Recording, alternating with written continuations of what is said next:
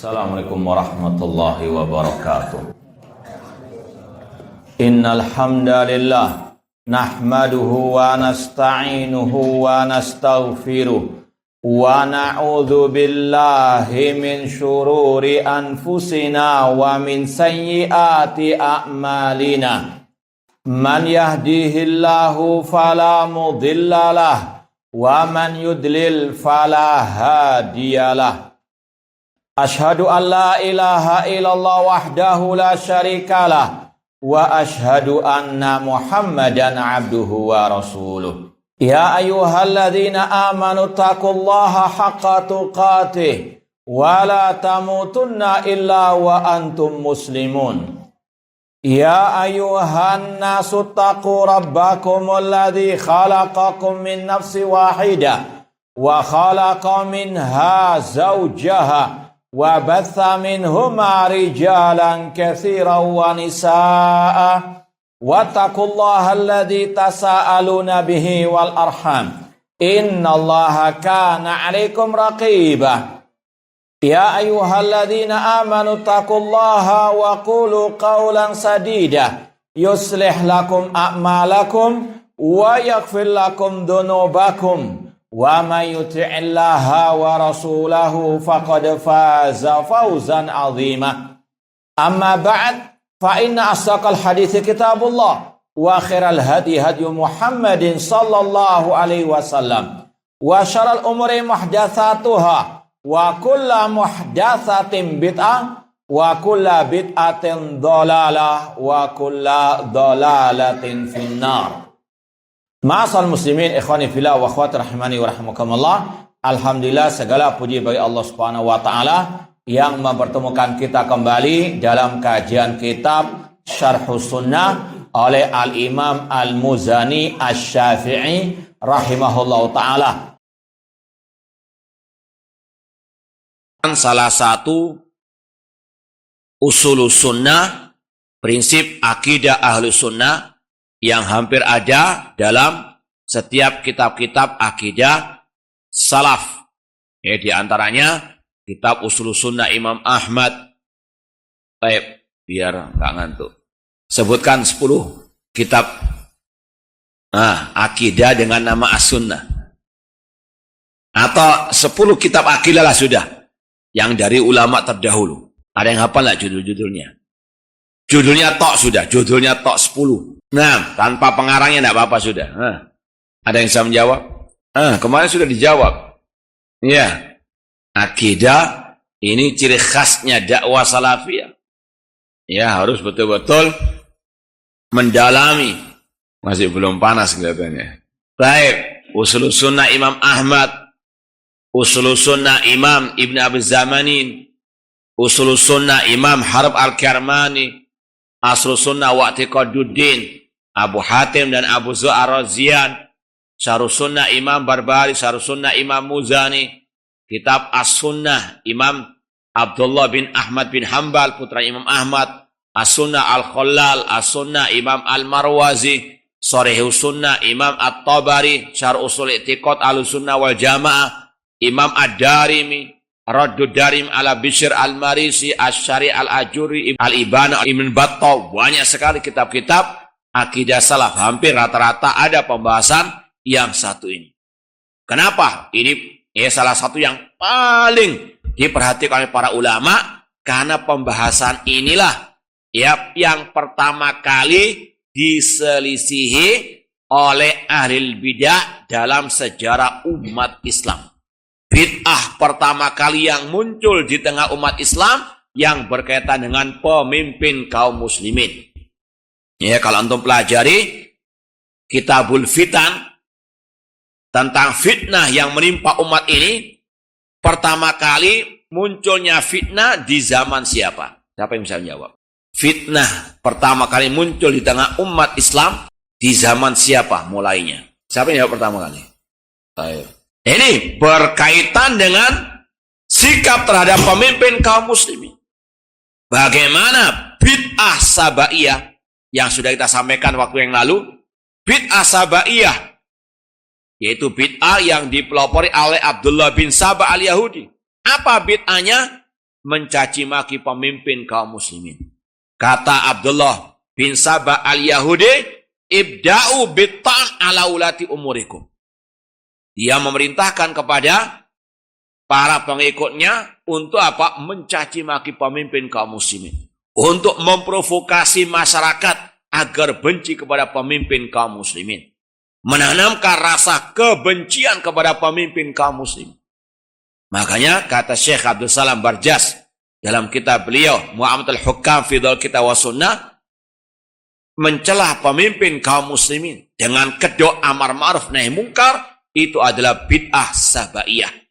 Maka hati-hati dengan orang-orang yang suka mencaci maki pemimpin kaum muslimin, entah di dunia maya atau di dunia nyata atau di dunia yang lain. Karena ini adalah bid'ah pertama yang muncul di tengah-tengah kaum muslimin. Ini adalah kelakuan kelompok Al-Khawarij. Meskipun sekarang mulai dilunturkan, enggak mesti dinamakan Khawarij. Iya sudahlah, namun intinya apa? Ini kelakuannya Khawarij. Yang harus apa? Betul-betul dijauhi. Bahkan Syekh Muhammad bin Shalih Al-Utsaimin rahimahullah ketika mentafsirkan atau menjelaskan hadis Dzul Khuwaisir At-Tamimi. Ini benih pertama kelompok Khawarij yang muncul di zaman siapa? Ya, Dzul Khuwaisir At-Tamimi. Ini benihnya Khawarij. Kapan munculnya?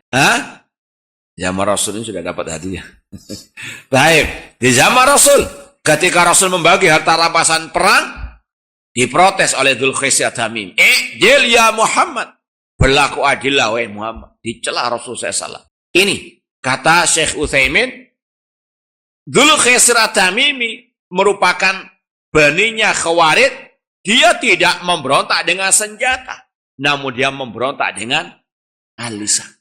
Makanya kata beliau, al-khuruj alal hakim nau'an. Memberontak kepada pemimpin ada dua macam.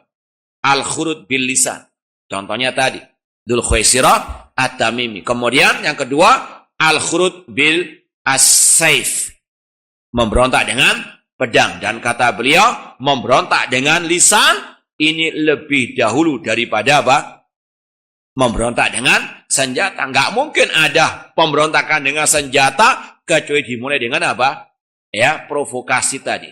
Seperti yang dilakukan oleh Abdullah bin Sabah al-Yahud. Maka hati-hati. Ikhwani fillah wa akhwati rahmani wa rahmakumullah. Kalau kita mau sebutkan beberapa poin akidah Ahlussunnah, sikap Ahlussunnah terhadap pemimpin kaum muslimin, dan ini sering kita bawakan dalam kajian-kajian tabligh akbar, ya. Ada 10 akidah sikap Ahlussunnah terhadap pemimpin kaum muslimin.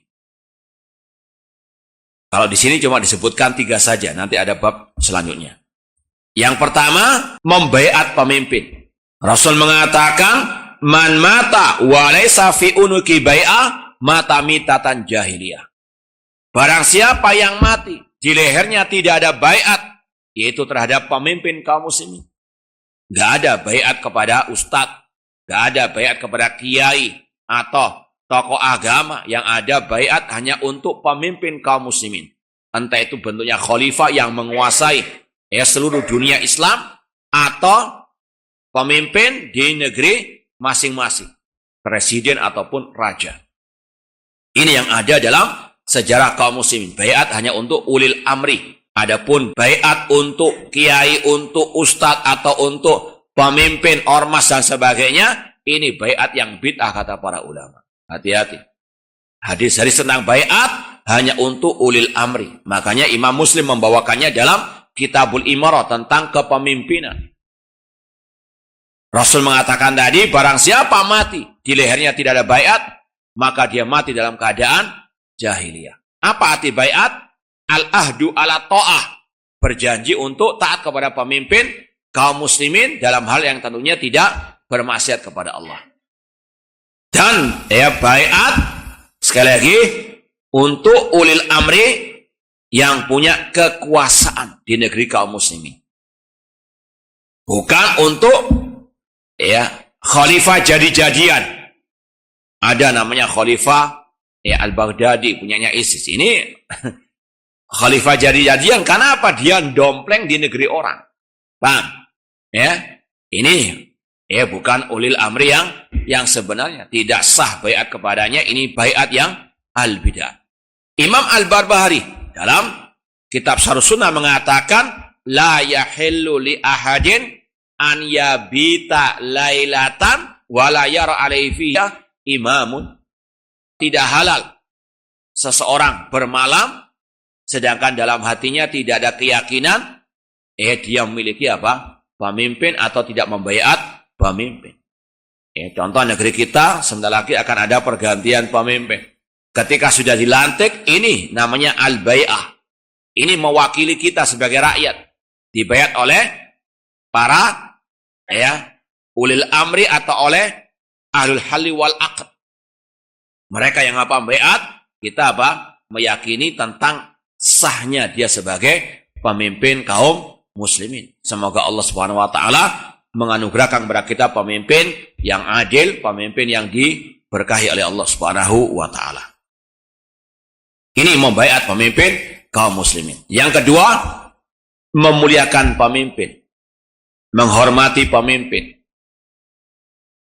Rasul mengatakan, "Man akrama sultanallah akramahullah." Barang siapa memuliakan pemimpinnya, Allah akan memuliakannya. Bahkan dalam riwayat-riwayat ulama salaf, mereka sangat luar biasa menghormati pemimpin. Ada riwayat dari Ibnu Aqil rahimahullah ta'ala. Ketika beliau bertemu dengan pemimpin kaum muslimin, beliau mencium tangan. Ketika ditanya, kenapa demikian? Ibnu Aqil menjawab, seseorang sangat dianjurkan mencium tangan orang tuanya. Karena kebaikannya. Apalagi pemimpin kaum muslimin. Yang kebaikannya untuk apa? Rakyat kaum muslimin yang banyak jumlahnya. Min babi aula. Bahkan Rasul SAW mengatakan, di antara kiat meraih surga Allah. Kata Rasul di antaranya, man dakhala ala amirihi la yuridu illa tauqirahu. Au kama qala Rasul sallallahu alaihi wasallam. Kata Rasul, di antara kiat meraih surga, yaitu menemui pemimpin, tidaklah yang diinginkan, kecuali untuk menghormatinya. Ini yang banyak tidak dipahami oleh kaum muslimin. Dikira kalau apa? Mendekat kepada pemimpin, pasti haram hukumnya, menjilat, tidak mesti. Paham tuh? Sekali lagi, ini menghormati pemimpin kaum muslimin. Yang ketiga, lawannya tidak menghina dan mencaci makinya. Kajian yang lalu kita sudah sampaikan ada kisah sahabat Rasul yang menghadiri pidato pemimpin. Apa kisahnya dan siapa sahabat namanya itu? Ada yang masih ingat nggak? Nah, sahabat yang marah ketika ada orang mencela pemimpin di hadapannya. Gimana kisahnya? Siapa nama sahabat tadi? Nah, bangun. Abu Bakar, apa kisahnya? Sedikit aja nggak masalah. Nah, mana tadi yang jawab tadi? Iya, maju ke fasikan. Kemudian Abu Bakar mengatakan apa? Putus sampai di sini ceritanya. Baiklah, Pak. Kisahnya Abu Bakar radhiyallahu taala anhu ketika hadir di pidatonya pemimpin kaum muslimin pada waktu itu yang memang memakai baju orang-orang fasik. Faktanya demikian. Meskipun demikian tidak boleh dicaci maki, apalagi di hadapan umum. Orang itu mengatakan, undur ila amirina yalbasu thiyabal fusaq. Lihatlah kepada pemimpin kita ini, dia memakai baju kefasikan. Kata Abu Bakar, uskut, diam inti. Fa inni sami'tu Rasul SAW yaqul. Karena aku mendengar Rasul bersabda, man ahana sultanallah ahanahullah.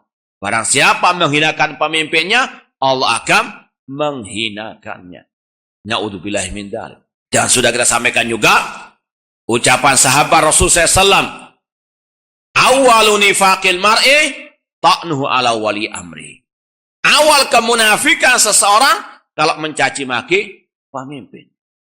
Mencaci maki orang biasa saja haram tanpa hak. Apalagi mencaci maki apa? Pemimpin kaum muslimin. Kadang ada orang yang sok suci. Jangan riba teman Anda, jangan riba Ustadz Fulan. Jangan mencela Ustadz Fulan. Tapi dia sendiri kelakuannya mencaci maki pemimpin. Ya, harus orang itu berakhlak mulia. Mencaci maki pemimpin itu akhlak mulia. Hah? Akhlaknya Abdullah bin Sabah, iya. Ya, kadang ada orang yang otaknya terbalik. Mencaci maki dai penyesat umat yang itu memang dibolehkan secara syariat, menghibah mereka, membantah mereka, dilarang. Ya, ketika kita membantah orang yang memposting dengan postingan yang sesat menyesatkan, kita disuruh apa? Nasihati seni rahasia. Sudah menjabri. Paham? Tapi dia sendiri ngomong itu di medsos. Paham? Ustadz itu alangkah baiknya kalau menasihati si fulan yang salah itu sebaiknya dijabri. Apa dijabri itu? Bukan Mas Jupri ya. Secara pribadi. Tapi dia nggak mikir. Dia ngomong itu di medsos. Kenapa dia nggak japri? Paham nggak? Itu orang-orang yang aspun nggak mikir dia. Nyuruh orang untuk japri, sedangkan dia mengkritik di hadapan umum. Paham? Ini kelakuan Mas Jupri ini. Lebih parah dari itu, kita yang mentahdir, kita yang membantah kesesatan, dari orang yang menyebarkan kesesatannya dilarang, sedangkan dia ketika mengkritik pemimpin di hadapan umum. Yang haram dilaksanakan, yaitu tadi, mencela mengkritik pemimpin di hadapan umum, tapi yang dibolehkan oleh syariat, kita membantah kesesatan yang sudah menyebar di mana-mana, disuruh japri. Paham tuh? Ini orang-orang yang jahil murakkab. Na'udzubillahi min dzalik. Apalagi kalau ditambah dengan su'ul qasad. Na'udzubillah. Kemudian yang keberapa? Iya, yang sudah kita sampaikan tadi, yang ketiga tadi, menghina mencela pemimpin, ini dilarang oleh syariat Islam. Bahkan para sahabat sepakat mengatakan, la tasubbu umara'akum. Jangan kalian mencaci maki pemimpin kalian. Ini sudah sering kita posting karena berkali-kali kita mendapati orang-orang yang mengaku Ahlus Sunnah kelakuannya suka mencaci maki pemimpin. Kita bawakan di antara ucapan Syekh Sulaiman Ar-Ruhaili bahwasanya min usuli ahli sunnah hifdzu haibati ulil amri. Di antara prinsip ahli sunnah, dan beliau mengatakan juga yang menyelisih prinsip ini dia keluar dari ahli sunnah. Bahwasanya orang yang berprinsip dengan prinsip ahli sunnah menjaga kewibawaan pemimpin kaum muslim. Bukan malah menghinakannya, mencaci makinya. Bapak Jokowi kalau dinamakan Jokowi itu menghormati atau menghina? Itu kayak kalau yang waras. Kalau yang nggak waras itu nganggapnya apa? Wajar-wajar. Na'udzubillahi min dzalik. Ini yang sudah apa? Waqi' laisa lahu min dafi'. Kemudian yang keempat, di antara akidah dan sikap Ahlussunnah terhadap pemimpin kaum muslimin, yaitu bersabar atas kezalimannya. Rasul SAW bersabda, man ra'a min amiri syai'an yakrahu falyasbir. Barang siapa yang melihat dari pemimpinnya sesuatu yang tidak dia sukai, maka bersabarlah. Jaga lisan, jaga anggota badan, jangan sampai lisan mencaci maki, jangan sampai juga anggota badan, na'udzubillah min dzalik, menghunuskan pedang, mengkudeta dengan senjata, na'udzubillah. Ada ungkapan yang indah dari Imam Al-Hasan Al-Basri rahimahullah ta'ala, innan nasa idza ubtulu min qibali sultani fasabaru ma labithu an yarfa'allahu dzalika anhu. Sesungguhnya manusia apabila diuji dengan pemimpin yang zalim lalu mereka bersabar, maka demi Allah segera akan mengentaskan musibah itu dari mereka. Walakinnahum yafza'una ila sayf, namun mereka lebih senang untuk menghunuskan pedang. Fa wallahi ma ja'u biyaumin khairin qat. Maka demi Allah mereka tidak akan bisa mendatangkan hari yang lebih baik daripada sebelumnya. Makanya ada ungkapan kalau di Jawa enak zamanku toh. Ini sekali lagi waqi' laisa lahu min dafi'. Apalagi Timur Tengah yang berapa tahun yang lalu ada kudeta-kudeta sampai detik ini. Beberapa negara di sana, Libya dan sebagainya, masih belum ada stabilitas nasional ataupun keamanan. Ini bahayanya apa? Tidak sabar menghadapi pemimpin yang zalim. Ini Rasul SAW. Memang hawa nafsu kepinginnya apa? Sikat, kepinginnya ganti, lengserkan. Naudzubillah min dzalik. Orang yang mengaku muslim sejati, pengikut Rasul, ini wasiat Rasul. Falyasbir, hendaklah bersabar. Apalagi kalau kita ingat, sebagaimana kata Imam Ibnu Abil Is Al-Hanafi rahimahullah ta'ala, fa'ida aradar ra'iyah an yatakhallasu min dhulmil amri dhalim falyatruku dhulma. Apabila rakyat ingin terbebas dari kezaliman pemimpin, hendaklah rakyat yang memulai dulu meninggalkan kezaliman. Dan ini ucapan Imam Al-Muzani. Ini kita baca lagi poin berikutnya. Wa tarkul khuruj inda ta'addihim wa jawrihim. Tidak mengkudeta ketika mereka berbuat zalim atau curang. Nah, ini yang kita isyaratkan. Wa taubatu ilallahi azza wa jalla kaima ya'tif bihim ala ra'iyatihim. Wajib bertobat kepada Allah agar Allah Subhanahu wa taala menyayangi, merahmati mereka atas rakyat mereka. Solusi dari pemimpin yang zalim, rakyat bertobat. Ya, dari kezaliman. Dan kezaliman yang paling zalim adalah apa? Asyirku billah. Maka bagaimana mungkin akan ada pemimpin yang baik, sedangkan rakyatnya masih banyak berbuat syirik. Mereka juga banyak berbuat kezaliman terhadap yang lainnya. Misalnya masalah korupsi. Yang korupsi bukan atas, yang bawah banyak. Di pasar apa nggak ada korupsi? Hah? Sekali lagi, ini akidah Ahlussunnah as-sabr atas kezaliman pemimpin kaum muslim. Ini Rasul yang memerintahkan. Bukan kita, Rasul yang mengatakan falyasbir, hendaklah bersabar. Baik, kita ulangi sedikit 10 sikap Ahlussunnah, akidah Ahlussunnah terhadap pemimpin kaum muslimin. Yang pertama tadi apa? Membaiat pemimpin. Kemudian yang kedua, menghormati dan memuliakan pemimpin. Yang ketiga, tidak menghina dan mencaci makinya. Yang keempat, bersabar. Ya, dan ini yang kita sampaikan tadi dari ucapan terakhir Imam Ibn Abil Is Al-Hanafi rahimahullah. Taib ikhwani fillah wa akhwati rahimani wa rahimakumullah. Akidah dan sikap Ahlussunnah yang keempat terhadap pemimpin, bersabar atas kezaliman pemimpin kaum muslimin. Kemudian yang kelima, menasihati pemimpin dengan lemah lembut dan rahasia. Rasul SAW mengatakan ad-dinu an-nasiha. Agama adalah nasihat. Ketika ditanya, liman ya Rasulullah? Lillahi wa li kitabihi wa li rasuli wa li aimatin muslimin wa amatihim. Nasihat untuk Allah, Rasulnya, kitabnya, pemimpin kaum muslimin dan rakyat kaum muslimin. Kata para ulama, Rasul membedakan antara menasihati pemimpin dengan rakyat tadi. Makanya Rasul bedakan, li aimatin muslimin wa amatihim. Apa bedanya? Rasul jelaskan. Dan ini seperti yang dilakukan oleh Imam Ibn Abi Asim dalam kitabnya As-Sunnah.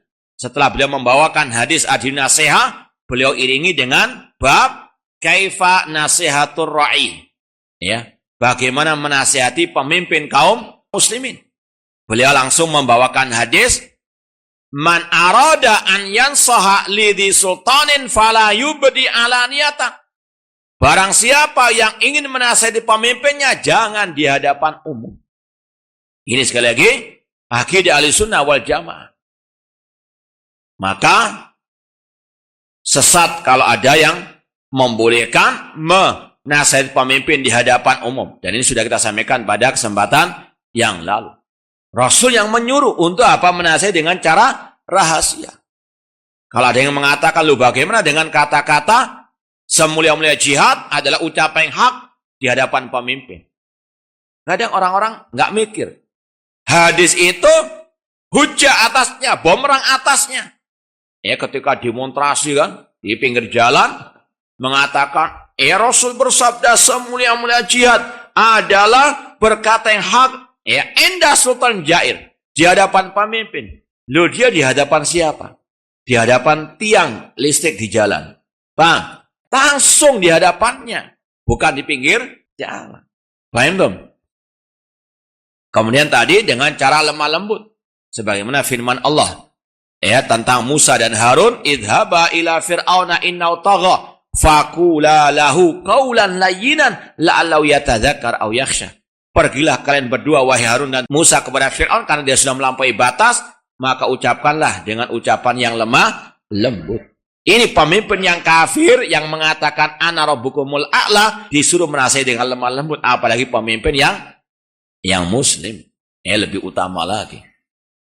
Ikhwani fillah wa akhwati rahimani wa rahimakumullah, dan itu tugas para ulama, enggak semua orang. Ana mau menasihati siapa inti? Bercerminlah. Paham? Yaitu yang mereka bisa betul-betul menasihati pemimpin yang baik dan benar. Kemudian yang keberapa? Yang keenam ini pembahasannya mentaati pemimpin kaum muslimin dalam hal yang tidak bermaksiat kepada Allah. Dalilnya sangat banyak. Di antaranya ayat ya ayyuhalladzina amanu atiullaha wa rasul walil amri minkum. Ini sebetulnya butuh muhadharah khusus sebetulnya. Cuma ini ringkasannya saja. Kemudian juga dalam kalau antum mau lihat kitab Sahih Bukhari dalam Kitabul Ahkam, itu banyak hadis-hadis tentang masalah pemimpin kaum muslimin. Kemudian yang kedua, kitab Sahih Muslim, Kitabul Imarah, kitab kepemimpinan, banyak hadis-hadis tentang masalah ini. Di antaranya Rasul mengatakan dari hadis Abdullah bin Umar radhiyallahu anhuma, alal mar'il muslim as-sam'u wa ta'a fi ma aba wa kariha illa an yu'mara bi ma'siyatin fa in umira bi ma'siyatin fala sam'a wa la ta'ah. Wajib bagi seseorang untuk mendengar dan taat kepada pemimpin kaum muslimin dalam hal yang dia sukai atau yang tidak dia sukai, kecuali kalau diperintah untuk bermaksiat kepada Allah, maka kalau diperintah untuk bermaksiat fala sam'a wa la ta'ah. Ini batas akhir, tidak ada ketaatan kepada pemimpin dalam yang bermaksiat. Itu maksudnya kalau misalnya ada 10 perintah peraturan pemimpin, yang 9 itu semuanya enggak bermaksiat, 1 bermaksiat, yang 1 ini yang tidak boleh apa deh? Jangan gagal paham. Kalau 1 maksiat semuanya tidak boleh taati, bukan. Paham dong? Sekarang peraturan lalu lintas, lampu merah harus berhenti. Maksiat atau bukan? Maka wajib atau haram mentaati? Wajib. Kata Imam Al-Qurtubi, al-amrul jaiz idza waradal amru minal imam sara wajiban wala mahalat mukhalafatuhu. Sesuatu yang asal hukumnya itu mubah al-jaiz. Namun kalau ada perintah dari pemimpin kaum muslimin, maka statusnya berubah menjadi wajib dan tidak halal untuk diselisihi. Apa dalilnya? Yaitu tadi wa ulil amri minkum. Berdasarkan firman Allah, wajib melaksanakan perintah pemimpin meskipun asal hukumnya adalah apa? Mubah, peraturan lalu lintas atau mungkin peraturan imigrasi. Dan ini juga disampaikan oleh Syekh Ibrahim Ar-Ruhaili dalam kitab beliau Al-Ihkam fi Sabri Ahwalil Hukam. Intinya yang enggak ditaati itu kalau yang maksiat. Kalau ada yang bertanya, lu bagaimana dengan pemimpin yang dolim? Bagaimana dengan pemimpin yang tidak berhukum dengan hukum Allah? Apakah masih tetap ditaati? Iya. Mana dalilnya? Masih dalam Sahih Muslim juga. Rasul mengatakan, sayakunu ba'di umara yastannuna bighairi sunnati wa yahduna bighairi hadi. Akan muncul pemimpin setelahku nanti yang tidak mengikuti petunjukku, yang tidak berpegang teguh dengan sunnah. Wa sayakumu fi rijalun qulubum syayatin fi jusmadil ins. Bahkan muncul pemimpin-pemimpin yang berhati setan dalam jasad manusia. Pemimpin yang keji, yang kejam, yang dolim. Ya sudah enggak berhukum dengan hukum Rasul, enggak berhukum dengan hukum Allah. Dolim, kejam. Hudzaifah bin Yaman radhiyallahu anhu, sahabat Rasul, bertanya, fa kaifa asna in adraktu dzalika ya Rasulullah. Ini sahabat Rasul. Enggak langsung sikat, enggak langsung main apa? Akal-akalan sendiri tidak. Namun berapa? Tanya kepada Rasul. Bagaimana ya Rasulullah sikapku kalau mendapati pemimpin yang seperti itu, yang enggak berhukum dengan hukum Allah, yang tidak mengikuti sunnah Rasul, yang tidak adil atau bahkan dolim, curang, keji. Apa kata Rasul? Apakah disuruh caci maki, suruh mendemo, suruh kudeta? La abadan. Bahkan kata Rasul, tasma wa tuti, tetap engkau dengar dan taati. Wa in duriba dhahruka wa ukhida maluk. Meskipun dipukul punggungmu, dirampas hartamu. Makna dari kata-kata meskipun dipukul punggungmu, artinya Anda betul-betul menyaksikan sendiri kedolimannya, bukan kata orang. Meskipun demikian, tasma wa tuti. Bahkan di akhir hadis, Rasul menegaskan untuk kedua kalinya, isma wa ati. Dengar dan taat. Ini bantahan kepada yang mengatakan kalau pemimpin nggak berhukum dengan hukum Allah nggak boleh taat. Ini Rasul yang mengatakan tasma wa tuti, isma wa ati. Mau pilih yang mana? Sabda Rasul atau ucapan Ustadz Fulan dan Allah? Milih yang mana? Rasul saya salah. Kalau ada yang mengatakan banyak subhat tentang masalah ini, makanya para ulama nulis kitab-kitab untuk membantah hal ini. Syekh Abdul Aziz Rais punya kitab Al-Imamatul Udzma, Indah Ahli Sunnah wal Jamaah, banyak membantah subhat-subhat yang semisal dengan ini. Syekh Abdul Malik Ramadhani punya kitab Thali'atul Hiwar Darij, Baina Sunnati wal Khawarij, itu membantah kurang lebih 75 subhat kelompok Khawarij yang berkaitan dengan kepemimpinan, jihad atau takfir. Bagus sekali. Di antaranya ada yang mengatakan kita wajib mendengar dan taat kepada pemimpin kalau pemimpin itu dipilih lewat jalur yang syar'i. Kan pemimpin itu dipilih kalau dalam Islam yang pertama lewat jalur langsung. Pemimpin yang pertama memilih pemimpin yang berikutnya. Sebagaimana Abu Bakar langsung memilih siapa? Umar bin Khattab. Atau yang kedua yang syar'i lewat jalur musyawarah ahlul halli wal aqd, sebagaimana kisah Umar memilih 6 ahli syura untuk memilih siapa pemimpin khalifah setelah beliau. Yang selain itu tidak syar'i. Nah, kalau tidak syar'i enggak ada mendengar dan taat. Maka dibantah oleh para ulama dengan sabda Rasul.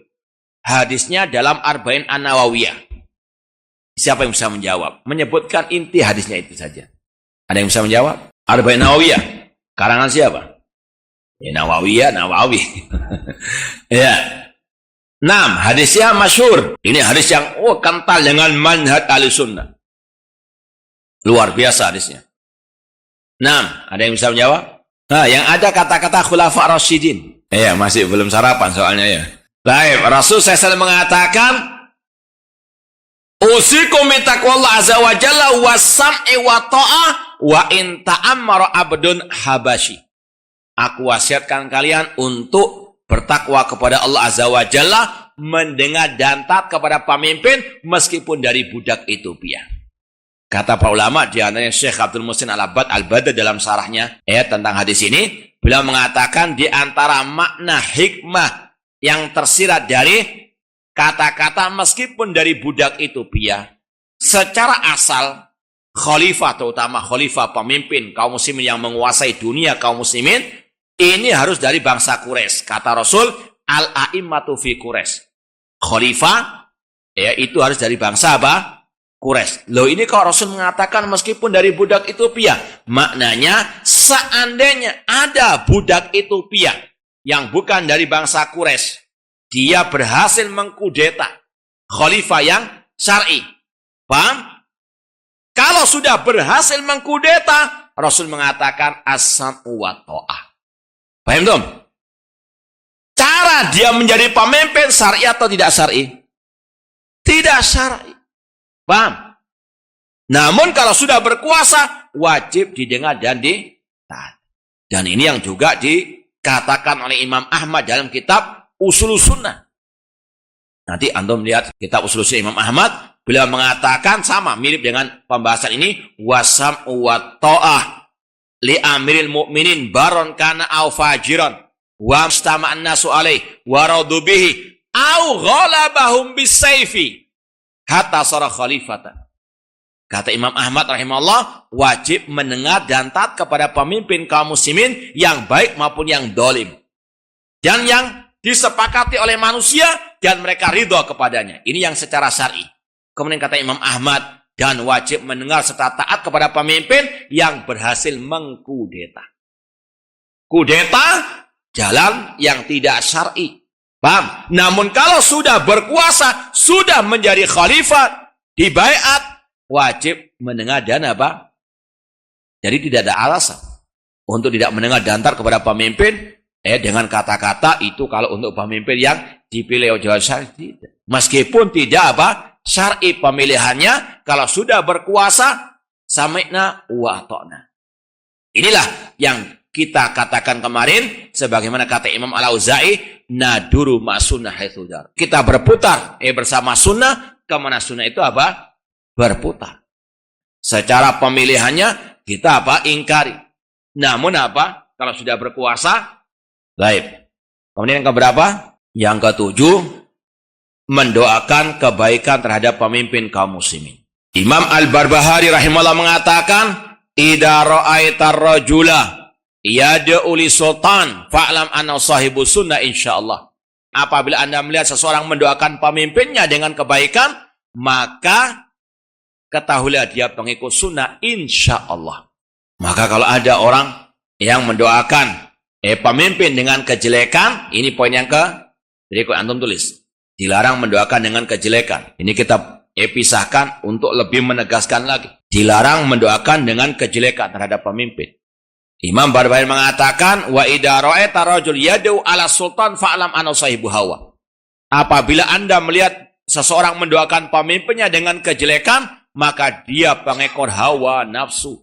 Ana pernah sekali nggak tahu lewat di Instagram atau apa gitu. Ada orang lagi demo, kemudian dia mengatakan dengan bahasa Arab, fasih bahasa Arabnya. Allahumma alaika bi Jokowi. Apa maksudnya? Doa kebaikan apa kejelekan ini? Yang nggak paham bahasa Arab, ya amin amin. Kalau naudzubillah min dzalik. Ini adalah apa tadi? Ciri ahli bidah, ciri ahli awak ini. Mendoakan kejelekan terhadap apa? Pemimpinnya. Ini kata Imam Al-Barbahari, idza ra'aita rajulan yad'u ala sultan fa'lam annahu sahibu hawa. Apabila Anda melihat seseorang mendoakan pemimpinnya dengan kejelekan, dia pengekor hawa nafsu. Ini garis pemisah antara Ahlussunnah dengan Al-Bid'ah, masalah pemimpin kaum muslimin. Maka tadi kata Imam Barbahari, poin yang ke-7 tadi mendoakan pemimpin dengan kebaikan, kata Imam Barbahari, apabila Anda melihat seseorang mendoakan pemimpinnya dengan kebaikan, katakanlah dia pengikut sunnah insyaallah. Bahkan Fudail bin Iyad berkata, "Lau kana li da'watun mustajabah la ja'altu ahli sultan." Seandainya aku punya satu doa yang mustajab, aku akan tujukan kepada pemimpin kaum muslimin. Ketika ditanya, "Kenapa bisa demikian?" Kata beliau, "Kalau aku jadikan doa itu untukku sendiri, manfaatnya untuk aku saja. Namun kalau untuk pemimpin kaum muslimin, maslahatnya untuk negeri dan rakyat kaum muslimin." Pandangan jauh para ulama. Dan ini beda dengan kita. Coba kalau antum dikasih jatah satu doa mustajab. Kira-kira untuk apa? Untuk beli mobil mewah, untuk nambah apa? Nggak berani juga. Tapi intinya ini para ulama yang membedakan antara Ahlussunnah dengan Ahlul Bid'ah masalah yang satu. Masalah apa? Doa terhadap pemimpin kaum muslimin. Kalau mendoakan kebaikan, insyaallah dia Ahlussunnah. Kalau mendoakan kejelekan, dia Ahlul Bid'ah. Kemudian poin yang keberapa? 9. Ini poin yang dibawakan oleh Imam Al-Muzani, wa talqul khurud, tidak memberontak terhadap pemimpin kaum muslimin. Tidak memberontak terhadap pemimpin kaum muslimin. Rasul SAW dalam hadis Ubadah bin Samit radhiyallahu anhu mengatakan, wa alla nunazi'al amra ahlahu illa antara kufran bawahan indakum minallahi fihi burhan. Dan kami, kata Ubadah bin Samit, dilarang memberontak terhadap pemimpin kaum muslimin kecuali kalau kalian melihat kekafiran yang nyata dari pemimpin kaum muslimin tersebut. Ini syarat pertama, bolehnya memberontak kalau pemimpinnya kafir. Entah dia murtad dari Islam kepada agama yang lain, atau dia melakukan pembatal keislaman dan divonis oleh ulama Ahlussunnah, dia apa? Kafir. Yang memvonis ulama, bukan yang ngelama. Bukan yang jahil, namun pura-pura jadi ulama, bukan. Ulama Ahlussunnah yang memvonis, itu syarat pertama. Jadi sekali lagi Rasul mengatakan selama dia masih muslim, haram dikudeta. Bagaimanapun kezalimannya. Dan ini yang dikatakan juga oleh Imam An-Nawawi Asy-Syafi'i dalam syarah hadis tadi. Kata beliau, ajma'a ahlu sunnah ala annal imam layan azilu bil fisqi. Sepakat ahlu sunnah mengatakan pemimpin yang zalim tidak boleh dikudeta, diberontak, dilengserkan. Ini kata Imam An-Nawawi dalam syarah hadis tadi. Ajma'ah ahlu sunnah ala annal imam layan azilu bil fisqi. Ada makalah di internet itu bagus sekali. Ada judulnya, sudah lama ini. Makalah yang menulis salah satu masyaikh dakwah salafiyah di Yaman. Ada judulnya Aktsar min mi'ati hadis fi tahrimil khuruj ala walil amril muslim. Nanti antum lihat di internet ada itu insyaallah. Lebih dari 100 hadis mengharamkan kudeta terhadap pemimpin kaum muslim. Satu saja sudah cukup sebetulnya. Sami'na wa ata'na bagi ahli sunnah. Apalagi apa? Lebih dari 100 hadis. Tentang apa? Haramnya mengkudeta pemimpin kaum. Ini akidah ahli sunnah wal jamaah. Beda dengan al-khawarij. Kemudian yang ke-10. Ini dibahas di poin 18. Kita baca langsung lompati dulu. Antum lihat poin yang ke-18. Imam Al-Muzani mengatakan wala yutrak huduru salatil jum'ah wa salatuha ma'abari hadil ummah wa fajiriha lazimun. Tidak ditinggalkan menghadiri salat Jumat dan melaksanakannya bersama pemimpin kaum muslimin yang baik maupun yang fajir. Ini intinya. Kalau poin yang ke-10, melaksanakan sebagian ibadah bersama pemimpin kaum muslimin. Ada ubadil ibadat ma'aulil amri. Ada intinya ibadah-ibadah yang kolektif, yang bersama, itu dilakukan oleh pemimpin kaum muslimin. Dikomandoi oleh pemimpin kaum muslimin. Di antaranya, di sini sholat, Jumat, Idul Adha, Idul Fitri. Sebagaimana juga kata Sufyan Ats-Tsauri dalam akidah beliau. Beliau mengatakan kepada muridnya, ya Syu'aib, la yanfa'uka ma katabta hatta tara shalah khalfa kulli barin wa fajirin. Wahai Syu'aib, tidak bermanfaat apa yang kau tulis sampai engkau berpendapat salat di belakang pemimpin yang baik maupun yang zalim. Ketika ditanya as-salat aqula, apakah setiap salat bersama pemimpin?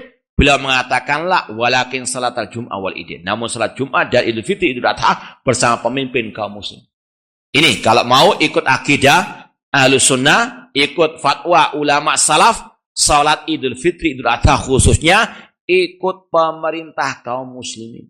Jangan ikut swasta. Paham ya? Ini ucapan ulama-ulama salaf dalam pembahasan kitab-kitab apa? Al-Aqidah.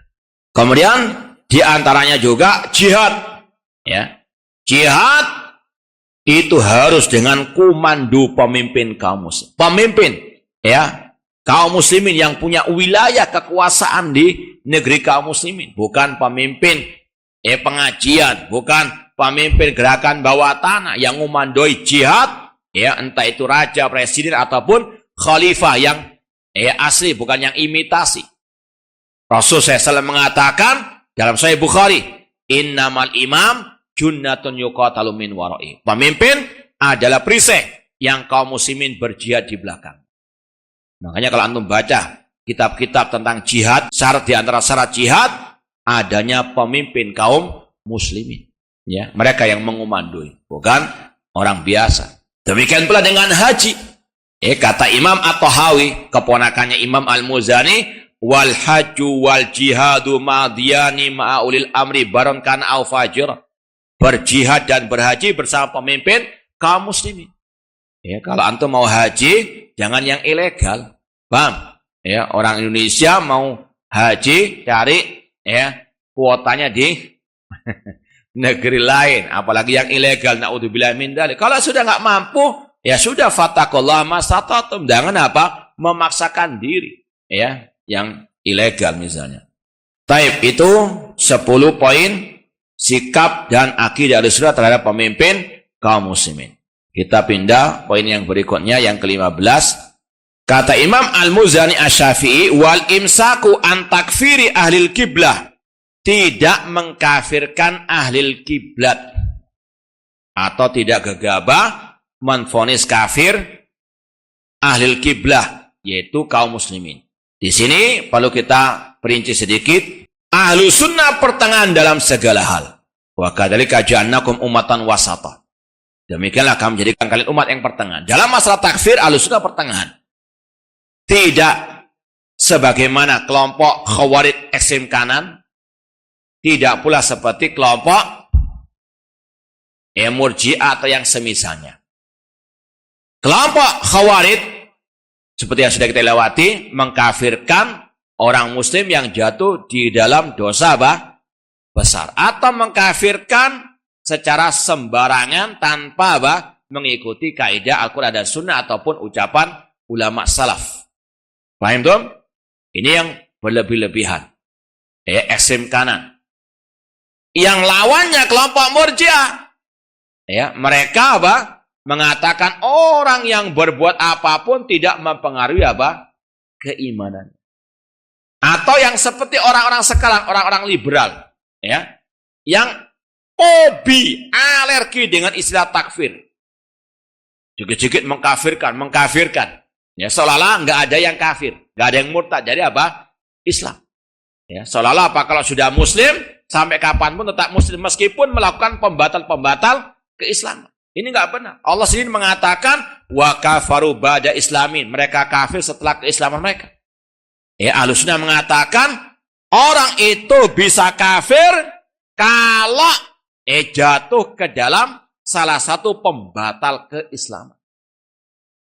Tidak semua dosa menjadikan orang kafir murtad. Yang menjadikan orang itu murtad atau kafir kalau jatuh ke dalam pembatal keislaman. Seperti berbuat syirik kepada Allah. Seperti yang dicantumkan oleh para ulama di bagian 10 pembatal keislaman. Mengatakan Al-Quran makhluk. Meskipun ini masih hukum secara umum atau mutlak. Bukan hukum per individu. Jadi Ahlussunnah pertengahan.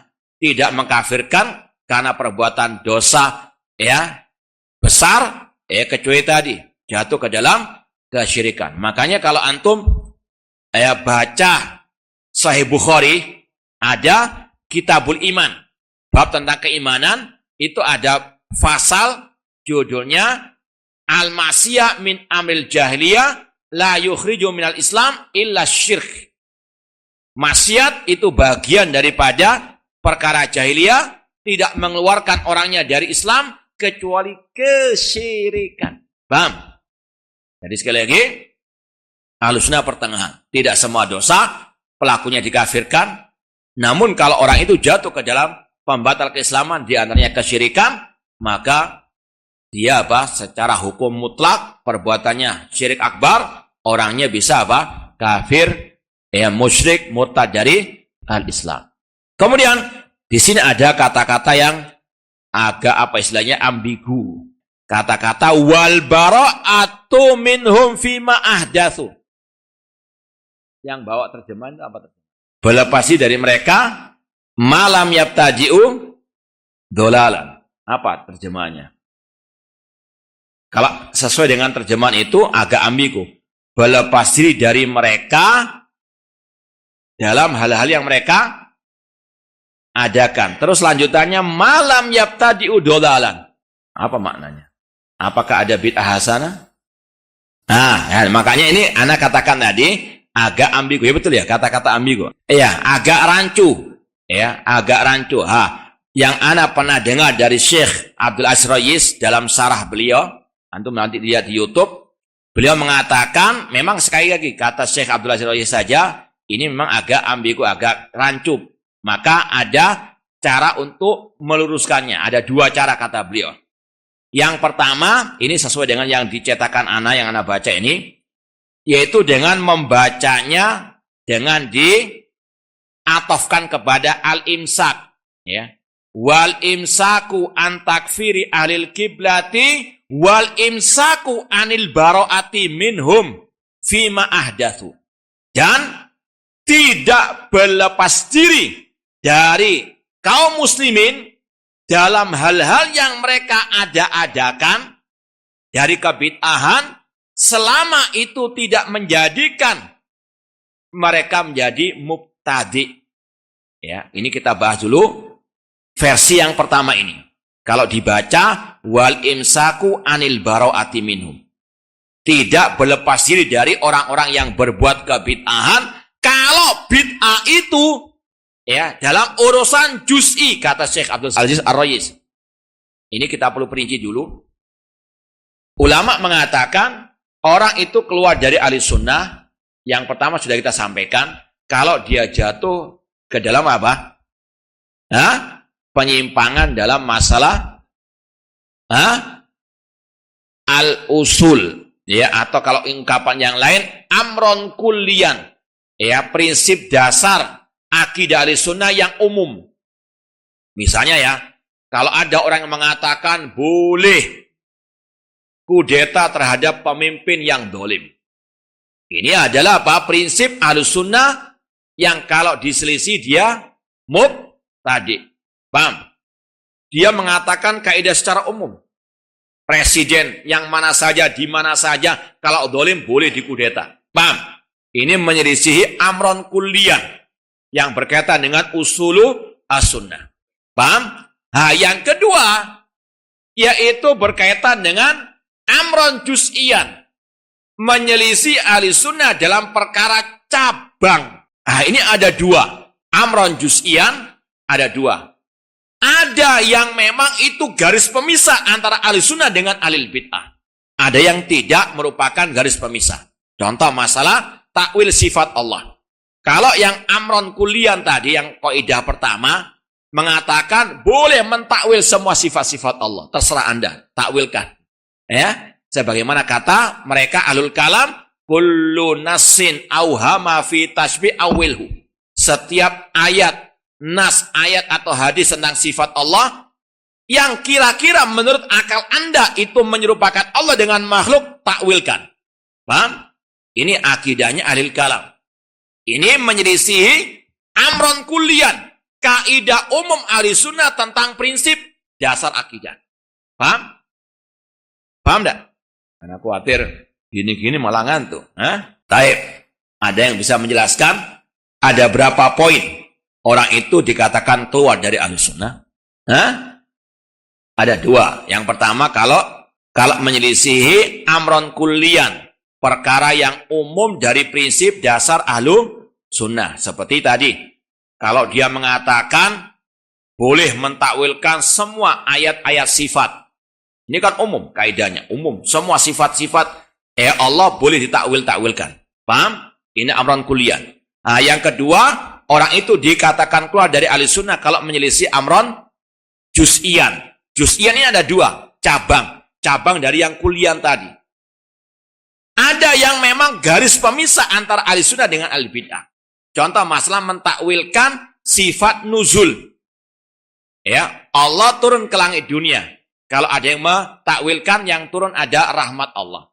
Ini bisa mengeluarkan dari ahli sunnah. Karena pembahasan nuzulullah ini bagian daripada apa? Garis pemisah ahli sunnah dengan ahli bid'ah. Mentakwilkan istawa dengan istaula.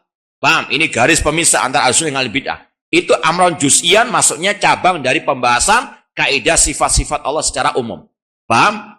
Ada takwil sifat, namun itu bukan perkara yang pemisah antara ahli sunnah dengan ahli bid'ah. Contohnya dulu ada seorang salaf yang bernama Al-Qadhi Syuraih. Ya, beliau mentakwilkan sifat al-ajab. Allah takjub. Kan ada hadis ajiba rabbuna min kunuti ar-rajulain. Allah takjub dengan dua orang. Intinya Ahlus Sunnah menetapkan sifat al-ajab bagi Allah. Qadhi Syuraih tidak. Beliau tidak mengimani sesuai dengan yang dipahami oleh ahli sunnah, menetapkan sifat ajab bagi Allah Subhanahu wa taala yang sesuai dengan apa? Kebesaran. Bahkan beliau mengingkari qiraah bal ajibtu wa yaskharun. Ada qiraah yang sahih dalam Al-Quran, bal ajibtu, bahkan aku kata Allah takjub. Kata Qadhi Surah tidak bacanya bukan ajib tuh, bal ajibta kepada Nabi Muhammad SAW.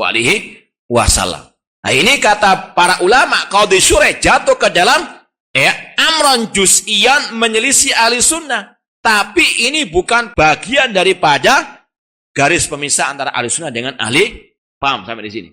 Nah ini yang dimaksud oleh Syekh Abdul Aziz Ar-Rayis tadi, ketika orang itu jatuh ke dalam perkara bid'ah, namun yang tidak merupakan garis pemisah antara ahli sunnah dengan ahli bid'ah, maka orang itu tidak boikot, tidak berlepas darinya. Paham? Itu ya, kalau versi yang pertama bacaannya al-imsak, ini seperti dalam, kalau antum punya nuskha ini di footnote ada kata-kata footnote al-bara'ah, dikasih footnote ke-7, maknanya wal imsaku anil bara'ah min, tidak berlepas diri dari kaum muslimin yang jatuh ke dalam bid'ah, yaitu tadi bid'ah malam ya tadi'u dolalan, yaitu yang jatuh ke dalam bid'ah yang tidak sampai menjadikan dia keluar dari ahli sunnah wal jamaah, yaitu bid'ah yang tadi juz'iyan, yang tidak merupakan garis pemisah antara ahli sunnah dengan ahli bid'ah.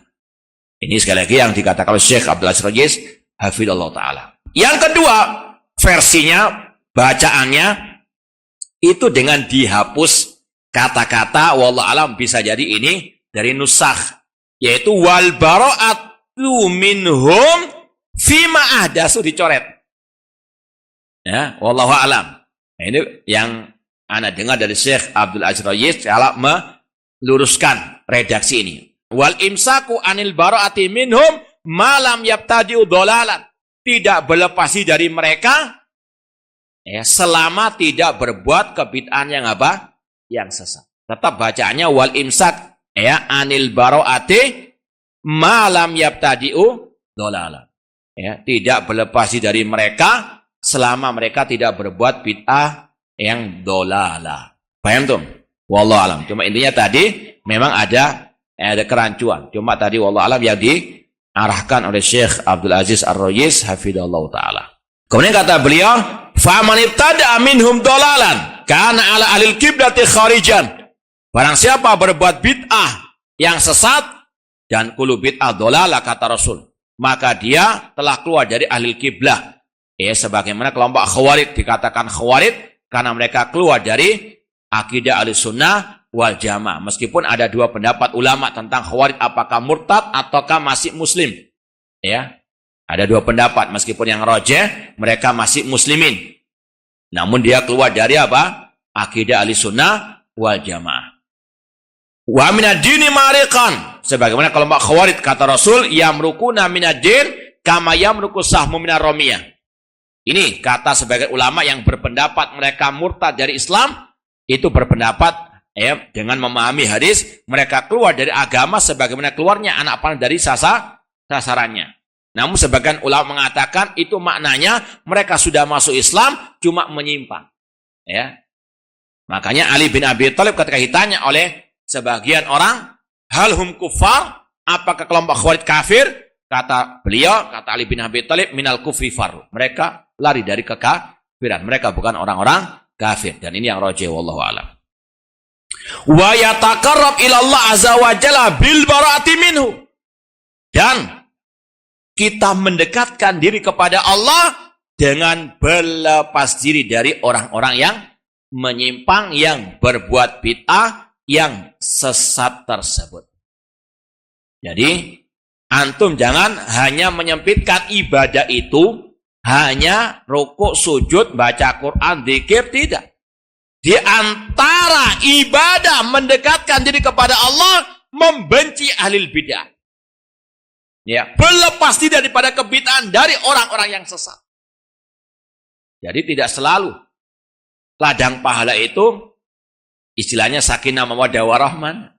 Di antara, sekali lagi, bahkan ini akidah Ahlussunnah. Bahkan ini adalah ausaku ural iman. Sekuat-kuat tali keimanan, cinta dan benci karena Allah. Bulan ini jatuh ke dalam penyimpangan. Meskipun sekali lagi, antum bantah atau nggak membantah, harus ada yang pertama apa? Al-bara', kebencian. Masalah membantah ini kan butuh ilmu, butuh tahapan selanjutnya. Nggak semua orang bisa membantah. Minimal ini al-bara'ah.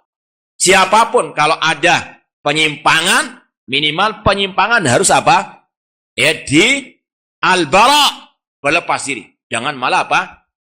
Dibela. Jangan malah dukung. Na'udzubillah min dzalik. Ingat sabda Rasul. La'anallah man awa muhditsan. Allah melaknat orang yang mendukung, yang melindungi pelaku kebid'ahan. Paham toh? Jangan hizbi. Apa itu hizbi? Membela kebatilan. Karena apa yang salah? Tokohnya, ustadznya. Wah, dibela mati-matian. Tapi kalau yang membantah, justru malah apa? Disudutkan. Ini terbalik. Yang salah dibela, yang benar apa? Disudutkan. Dijelek-jelekkan. Na'udzubillahi min dzalik. Ini hizbiyah. Sebagaimana kelompok Ikhwal Muslimin Said Qutb jelas-jelas di atas kesesatan, mencaci maki Muawiyah, mencaci maki bahkan Nabi Musa, punya akidah wahdatul wujud dalam tafsir surat Al-Ikhlas dalam kitabnya tafsir Al Quran, tetap dibela-bela. Dia kan punya kesesatan indah itu, tapi kan dia juga masih sholat. Ini manhaj muwazanah dan sebagainya. Intinya ini kata Imam Al-Muzani, kita mendekatkan diri kepada Allah dengan al-bara'ah, berlepas daripada orang-orang yang sesat menyesatkan tersebut. Bahkan kata beliau, wa yuhjar, diboikot. Ini hukum asal bermuamalah dengan alil bid'ah. Dihajar, diboikot. Tidak diajak ngomong, tidak dijawab omongannya, salamnya, dan seterusnya. Apalagi tidak juga duduk di majelisnya. Illa li maslahatin, kecuali kalau ada maslahat. Seperti dulu para ulama menasihati mereka. Ulama dulu apa? Debat mereka. Ada maslahatnya. Atau untuk kita terhindar dari apa? Kemadaratan mereka. Kita di kampung cuma sendirian salafi. Yang lain rata-rata alil bid'ah atau yang mendukung mereka. Kalau kita yang menghajar, kita yang malah apa? Bang, artinya tetap harus ada apa? Pertimbangan tadi. Seperti yang kita contohkan, Pak RT antum alil bid'ah. Kalau antum nggak ngajak ngomong Pak RT, nggak dapat surat nikah antum. Intinya tadi, illa limaslah. Ini juga kata Syekh Abdul Aziz Rayis, al-aslu fi ahlil bid'ah al-hajar. Hukum asal bermuamalah dengan al-bid'ah al-hajar. Illa limaslah. Cuma jangan apa? Diputar-putar. Datang ke ahlil bid'ah cuma untuk selfie saja. Apa maslahatnya? Na'udzubillahi min dzalik. Kemudian waktu stanab huddatu faya ada min huddatil jarab. Dijauhi virusnya. Karena virusnya alil bid'ah lebih berbahaya, lebih menular daripada penyakit kusta. Atau kalau dulu virus corona. Na'udzubillah min dzalik. Ini para ulama salaf sepakat untuk mentahdir kaum muslim dari ahli bid'ah, bukan malah apa? Menyuruh kita mendekat dengan mereka. Hati-hati dengan banyak alasan. Akan tapi mereka kan muslim, akan tapi kan kita boleh ta'awun dengan na'udzubillahi min dzalik, terseret ke dalam bid'ahnya mereka. Kemudian yang poin yang ke-16, kita usahakan untuk menghatamkan meskipun tidak tuntas perinciannya. Kata Imam Al-Muzani Asy-Syafi'i rahimahullah, wa yuqalu bi fadli khalifati Rasulullah sallallahu. Kita wajib meyakini keutamaan penggantinya Rasulullah SAW, yaitu Abu Bakar As-Siddiq radhiyallahu anhu, fahuwa afdal khalqi wa akhyaruhum ba'da Nabi SAW, yaitu Abu Bakar As-Siddiq, manusia yang paling mulia setelah Nabi kita Muhammad SAW. Wa nusanni ba'dahu bil Faruq wa huwa Umar bin Khattab radhiyallahu anhu. Kemudian yang kedua yang terbaik adalah Umar Al-Faruq radhiyallahu ta'ala anhu. Fahuma wazira Rasulullah SAW. Keduanya adalah wazirnya, menterinya Rasulullah SAW. Wa doji'a fi qabrihi, yang menemani Rasul di kuburnya. Wa jarisau fil jannah, yang menemani Rasul di surga. Rasul mengatakan, iktadau billadaini min ba'di. Teladanilah, ikutilah dua orang setelahku, Abu Bakar wa Umar. InsyaAllah ini sudah dipahami semuanya. Manusia terbaik Abu Bakar wa Umar setelah para anbiya wa rasul. Kecuali kelompok Asyi'ah Rafidah yang mereka bahkan mengkafirkan Abu Bakar wa Umar radhiyallahu ta'ala anhum, na'udzubillah min dzalik. Wa nusallis bidil nurain. Dan kita mengatakan yang terbaik setelah Abu Bakar wa Umar adalah Utsman bin Affan radhiyallahu ta'ala anhu. Tsumma bidil fadl wa tuqa Ali bin Abi Thalib. Kemudian baru Ali bin Abi Thalib radhiyallahu ta'ala anhu sesuai dengan urutan kekhalifahan mereka. Tsumma al-baqina minal asyrah alladzina aujaba lahum Rasul sallallahu alaihi wasallam al-jannah. Kemudian baru 6 sahabat Rasul yang dijamin masuk surga. Kemudian kata Imam Al-Muzani, wa nukhallisu likulli rajulin minhum minal mahabbah biqadri alladhi aujaba lahum Rasul sallallahu minat tafdil. Dan kita memberikan kecintaan kepada setiap mereka sesuai dengan kadar yang telah ditentukan oleh Rasul sallallahu alaihi wasallam dari keutamaan mereka. Summa li sairi ashabi min ba'dihim radhiyallahu anhum ajma'in. Kemudian para sahabat yang selain mereka. Wa yuqalu bi fadlihim, kita wajib untuk memuji mereka. Wa yadhkuruna bi mahasini af'alihim, yang menyebutkan kebaikan-kebaikan mereka. Wa numsik anil khawdi fi ma syajara bainahum, dan kita menjaga lisan dari mendalam-dalami apa yang terjadi dari perselisihan di antara mereka. Fahum khiyaru ahlil ardi ba'da nabi, mereka adalah manusia terbaik setelah nabi mereka. Irtadahumullah azza wa jalla nabihi, Allah meridho kepada mereka. Khalaqahum ansaran lidinihi, Allah menciptakan mereka sebagai penolong agamanya. Fahum a'immatud din, mereka adalah imam-imam agama. Wa a'lamul muslimin, farahmatullah alaihim ajma'in, semoga rahmat Allah atas mereka. Kesimpulannya, kalau mau kita simpulkan, kita buat poin seperti tadi. Ada 5 akidah dan sikap Ahlussunnah terhadap para sahabat Rasulullah sallallahu alaihi wasallam. Yang pertama, ini untuk lebih mudah diingat. Yang pertama, mencintai mereka semuanya, mencintai semua para sahabat Nabi. Rasul mengatakan ayatul iman hubbul ansar, tanda keimanan mencintai kaum al-ansar. Wa ayatul nifaq bughdul ansar, tanda kemunafikan membenci kaum al-ansar. Kemudian yang kedua, memuji mereka. Karena Allah memuji mereka dalam banyak ayat. Demikian pula Rasulullah sallallahu alaihi wasallam memuji para sahabat. Asana alaihim wasabiqunal awwalun minal muhajirin wal ansar khairun nasi qarni, dan seterusnya. Kemudian yang ketiga, mendoakan mereka dengan kebaikan. Mendoakan mereka dengan kebaikan. Demikian pula di sini rahmatullah alaihim, semoga rahmat Allah atas mereka. Atau at-radhi anhum, mengucapkan radhiyallahu anhum. Ini mendoakan mereka dengan kebaikan. Yang keberapa?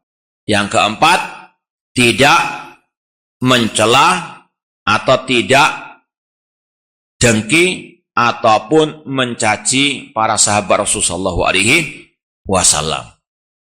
Rasul mengatakan la tasubbu ashabi, jangan kalian mencaci maki para sahabatku. Bahkan Rasul mengatakan man sabba ashabi fa'alai la'natullah wal malaikati wan nasi ajma'in. Barang siapa mencaci maki para sahabatku, baginya laknat Allah dan laknat para malaikat. Dan hukum mencaci maki para sahabat ini antara kufur dan bid'ah.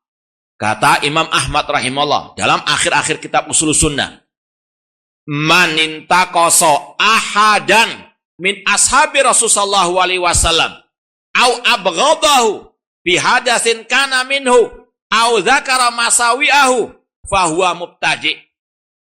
Barang siapa yang mencaci maki satu sahabat atau membencinya karena ada suatu alasan tertentu atau menyebut kejelekan-kejelekan sahabat tadi, maka dia mubtadi'. Ini kalau satu apa dicaci maki. Seperti Said Qutb mencaci maki Muawiyah misalnya, dikatakan dia sebagai apa? Mubtadi'. Paham tuh?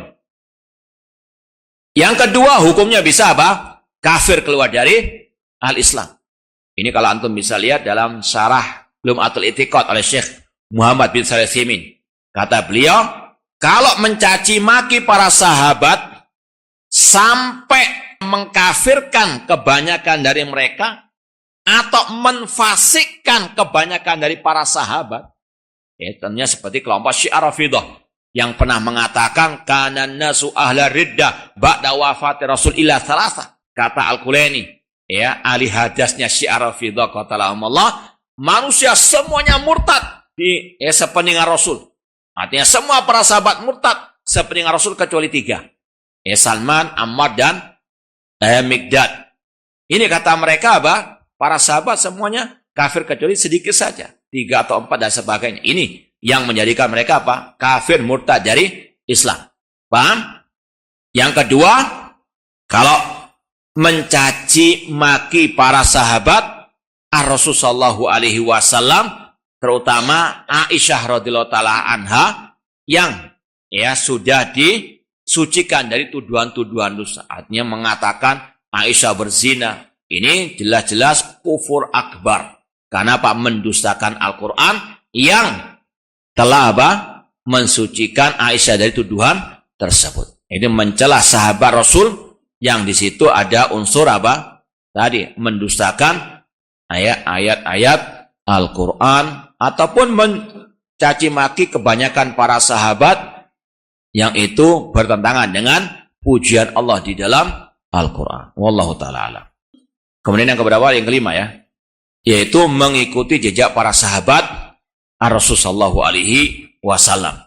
Sebagaimana Imam Ahmad rahimahullah di awal kitab Usulus Sunnah mengatakan Usulus Sunnah indana at-tamassuk bima kana ali ashab Rasul sallallahu wal iktida'u bihim.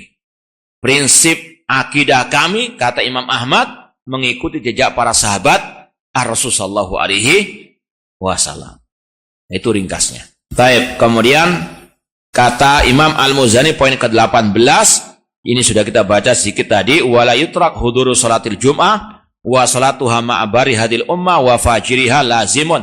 Tidak boleh meninggalkan salat Jumat dan salat bersama pemimpin yang baik maupun yang jelek. Dan ini sudah kita sampaikan pada waktu kesempatan yang lalu, ada satu orang sesat dan ditahdir oleh para ulama, dibid'ahkan oleh para ulama karena berpendapat tidak boleh salat Jumat di belakang pemimpin yang zalim. Siapa orang itu? Namanya. Ada yang ingat enggak? Siapa orangnya? Di zaman Sufyan Ats-Tsauri. Ya, Al-Hasan bin Saleh. Kemudian, makana minal bid'ati bari'an fa in ibtada'a dhalalan fala salata khalfahu. Kalau sang imam dia berbuat kebid'ahan, maka tidak boleh salat di belakangnya. Ini wallahu alam kalau bid'ahnya sampai mukafirah. Adapun kalau bid'ahnya tidak sampai mengkafirkan, maka secara umum Ahlus Sunnah mengatakan tetap sah salat di belakang alil bid'ah. Bahkan ada kaidah dari para ulama, man taraka shalah khalfa mubtadi' fahuwa mubtadi'. Barang siapa meninggalkan salat di belakang alil bid'ah dengan catatan dia meyakini tidak sahnya salat di belakang alil bid'ah, dialah yang alil bid'ah. Paham ya? Dengan catatan apa tadi? Menganggap tidak sah. Namun kalau Anda nggak salat dengan alil bid'ah karena ada imam lain dari ahli sunnah, itu yang lebih utama. Paham? Ya. Sekali lagi, kalau menganggap tidak sah salat di belakang alil bid'ah, itu berarti bid'ah tersendiri lagi. Kenapa demikian? Karena salaf mereka masih membolehkan salat di belakang alil bid'ah, menganggap sah salat di belakang alil bid'ah. Seperti kisah Utsman bin Affan radhiyallahu anhu ketika dikepung oleh pengikut kelompok Sabaiyah alil bid'ah. Bahkan beliau tidak boleh keluar untuk salat berjamaah di masjid mengimami kaum muslimin. Yang salat dengan kaum muslimin ahlul bid'ah. Ditanya Utsman bin Affan, bagaimana kita salat dengan mereka? Kata beliau, sholli ma'ahum. Salatlah bersama mereka. Ini Utsman bin Affan membolehkan menganggap sah salat di belakang alil bid'ah. Demikian pula Abdullah bin Umar pernah salat di belakang Khawarij. Paham? Ini sekali lagi kita ikut salah membolehkan, kita bolehkan. Wal jihad ma'akuli imamin adlin au jairin wal haj. Ini sudah kita sampaikan, berjihad bersama pemimpin yang adil maupun yang zalim. Demikian pula masalah haji. Kemudian kata Imam Al-Muzani Asy-Syafi'i rahimahullah poin ke-19, wa iksarus salati fil asfari wal ikhtiyar fihi baina siyam wal iftar fil asfar insya'a sama wa insya'a aftara. Mengkosor salat ketika safar. Ini secara asal pembahasan fikih, ya. Namun dimasukkan ke dalam pembahasan akidah kata para ulama untuk membantah kelompok Khawarij yang mereka tidak membolehkan qasar salat meskipun apa? Safar. Sebagaimana pembahasan al-mas'al al-khuffain banyak dicantumkan oleh para ulama dalam kitab akidah, dalam usul sunnah, syarh sunnah Imam Al-Barbahari. Kenapa? Karena ada kelompok yang sesat mengingkari syariatnya membasuh sepatu ketika berwudu. Di anai Syiah Rafidah di kelompok apa? Al-Khawarij. Demikian pula di sini kelompok Khawarij sangat ekstrim. Kemarin kita sampai sempat bahas juga di kajian akhwat. Aisyah radhiyallahu anha ditanya oleh Mu'adzah, seorang perempuan tabi'in, mabalu al-haid takdis saum wala takdis sholah. Wahai Aisyah, kenapa perempuan yang haid diwajibkan mengkodok puasa namun tidak disuruh mengkodok salat? Maka Aisyah langsung marah dengan mengatakan, aharuriyatun anti. Apakah anti itu pengikut kelompok Khawarij? Ini kita sampaikan kemarin di kajian akhwat. Akhwat itu juga perlu belajar akidah manhaj, tahu kelompok-kelompok sesat. Paham? Jangan hanya diajarkan sakinah mawaddah warahmah saja. Akhirnya nggak tahu siapa ahli bid'ah, siapa ahli sunnah, siapa dai penyesat, siapa dai yang menunjukkan kepada jalan kebenaran. Ini Aisyah. Langsung istilahnya alarmnya berbunyi. Ketika ada pertanyaan yang nyeleneh, ada bau-bau Khawarij, langsung mengatakan aharuriyatin anti. Kenapa demikian? Karena pada waktu itu kelompok Khawarij mengharuskan perempuan mengkodok salat. Paham? Ini keekstriman apa? Kelompok Khawarij dianalisis di sini. Mereka apa? Tidak mau qasar salat. Maka dibantah. Qasar salat ketika safar, demikian pula memilih antara berbuka puasa atau berpuasa ketika apa? Puasa Ramadan, itu termasuk yang disyariatkan. Nah, kemudian poin yang ke-20, hadi maqalatun wa af'alun istama 'alaiha al-madun al-awwalun min a'immatil huda. Akidah yang kami sampaikan dari awal sampai terakhir ini adalah ijma' istama 'alaiha al-madun. Ini kata Syekh Abdul Aziz juga, kalau antum mau tahu mana itu namanya manhaj salaf, mana itu jalan salaf, yaitu lihat kitab-kitab akidah. Itulah ijma' apa? As-salaf. Antum jangan apa? Terombang-ambing. Misalnya mencaci maki pemimpin itu menyelisih manhaj salaf. Atau tadi melarang kudeta terhadap pemimpin. Kalau ada yang mengatakan, dari mana antum tahu itu manhaj salaf? Kita katakan ini dari kitab apa? Akidah. Jangan suka mentahdzir penyimpangan maksudnya. Itu bukan manhaj salaf. Kita tanya manhaj salaf yang mana?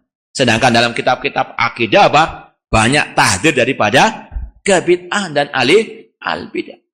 Jadi sekali lagi ini yang kita harus tahu, cara mengetahui manhaj salaf salah satunya dari apa? Kitab akidah. Makanya harus rajin belajar kitab akidah salaf. Wa bi taufiqillah i'tasama bi at-tabi'un qudwatan waridah. Dan dengan taufik dari Allah, para tabi'in mereka berpegang teguh dengan akidah ini. Wa janabu takalluf fima kufu. Mereka tidak ekstrim dalam beragama. Fasuddidu bi aunillah wa ufiku. Maka mereka pun diberikan jalan yang lurus dan diberi taufik oleh Allah dengan pertolongannya. Lam yarghabu anil ittiba fayuqassiru.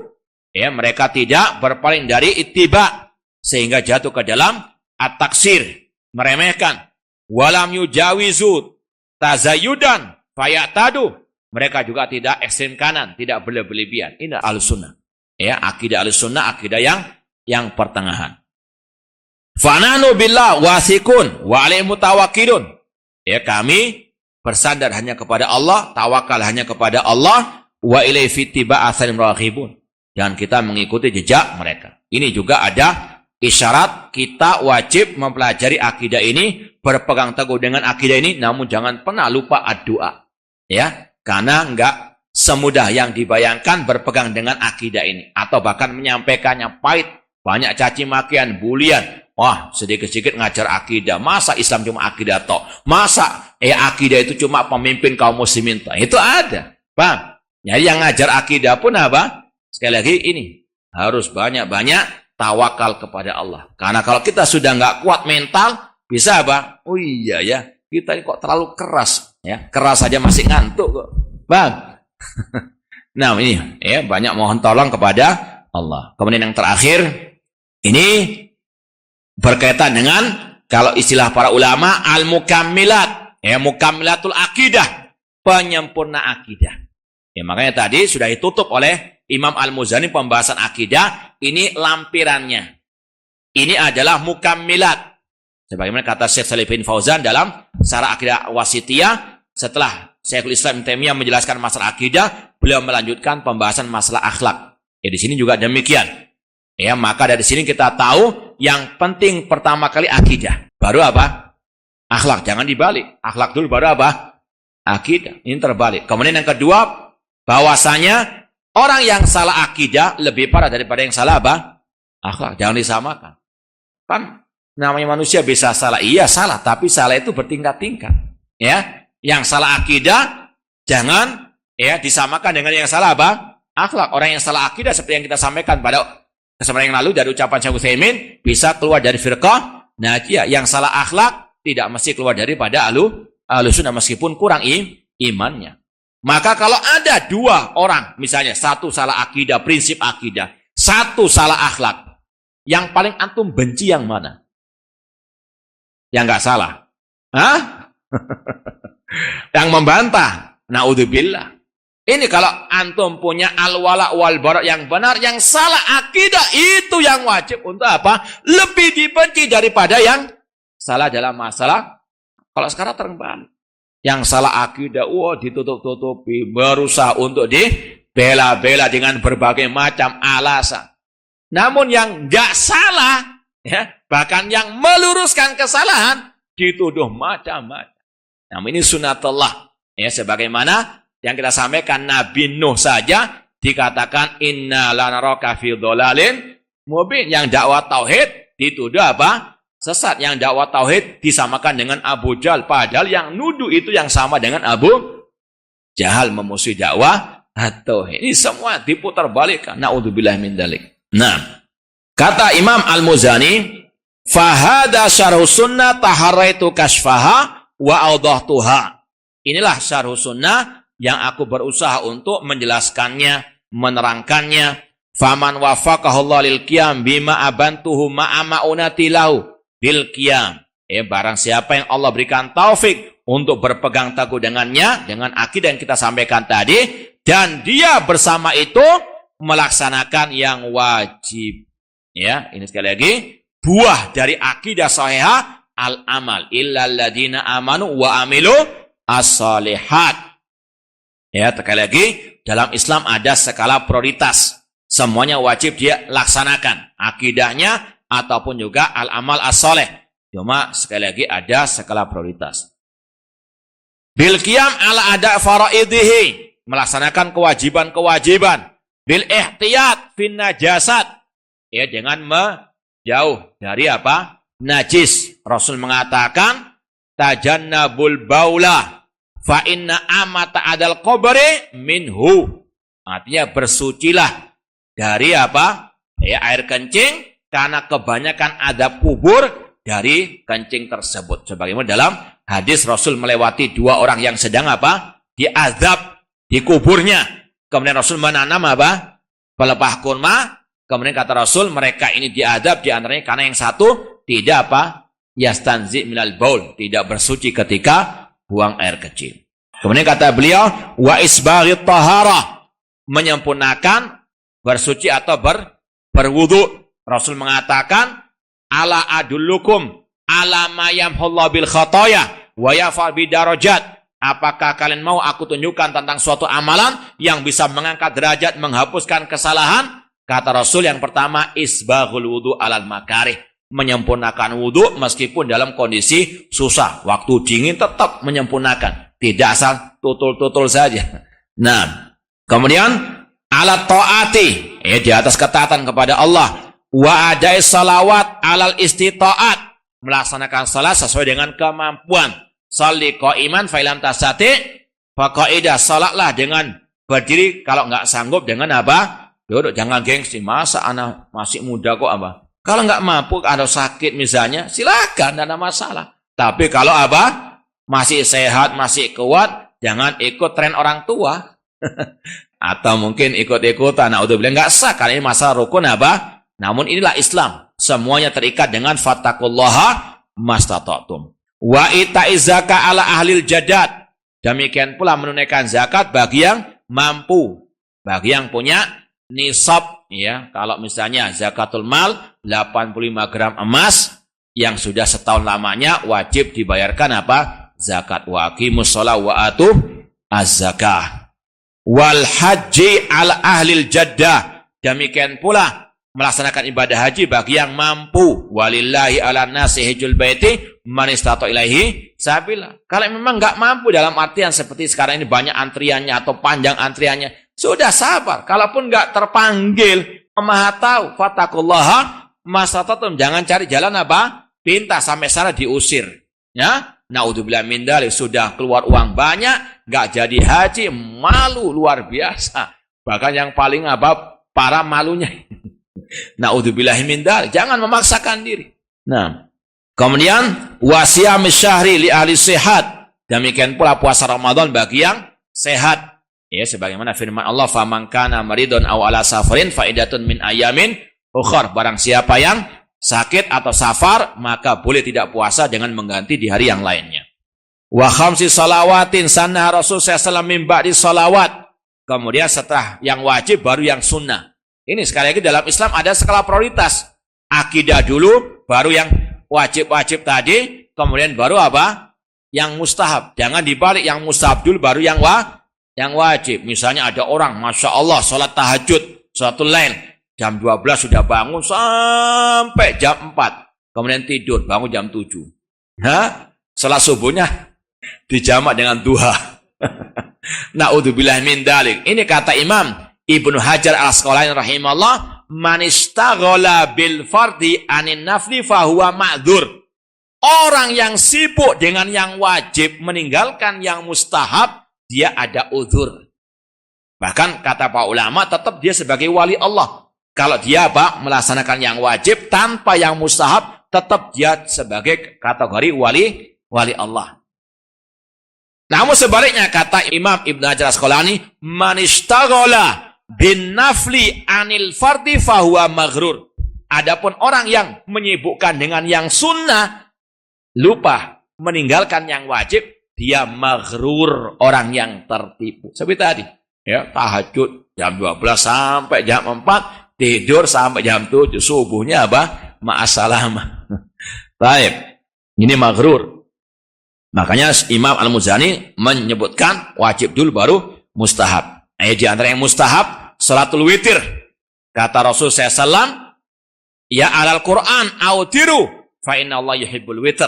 Wahai ahli Quran, salatlah witir karena Allah suka dengan witir. Bahkan Abu Hurairah dikatakan, ausani khalili bisalas.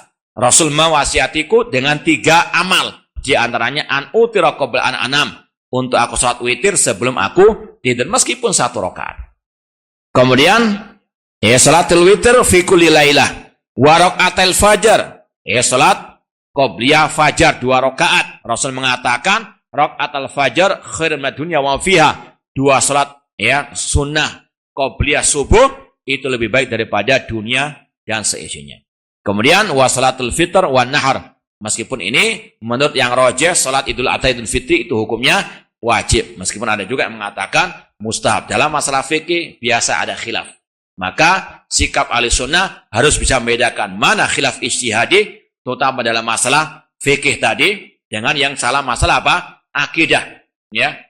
Kata para ulama, ada kesalahan yang tidak boleh ditoleransi, yaitu dalam masalah usul akidah, yang nggak ada khilaf antara para ulama.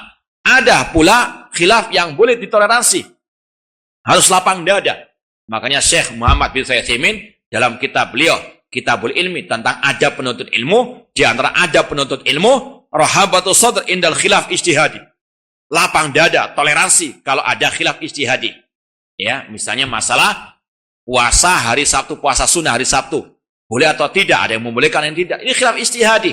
Jangan ketika ada teman antum puasa hari Sabtu, antum tidak sependapat, antum katakan ente mubtadi, ente bukan ahli sunnah. Siapa yang ngajari ente itu? Paham ya? Ini khilaf ijtihad di antara para ulama, harus bisa membedakan. Jangan keras masalah khilaf ijtihadi, namun lembek dalam masalah khilaf ya i'tiqadi yang masalah usul akidah. Ini kebalik. Inilah sebagian orang ada seperti itu. Masalah fikih tadi kontemporer, fikih furu dan sebagainya luar biasa kencangnya, kerasnya, tegasnya. Ya, namun masalah fikih al-akbar, al-akidah melempam. Naudzubillah, ini kebalik.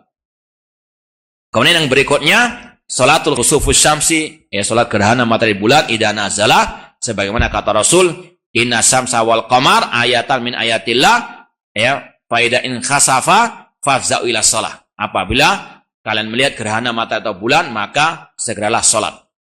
Kemudian salat istisqa mata wajib. Wasinabul maharim, ya setelah menyebutkan yang wajib, yang mustahab, sekarang masalah yang haram-haram dan meninggalkan yang haram-haram.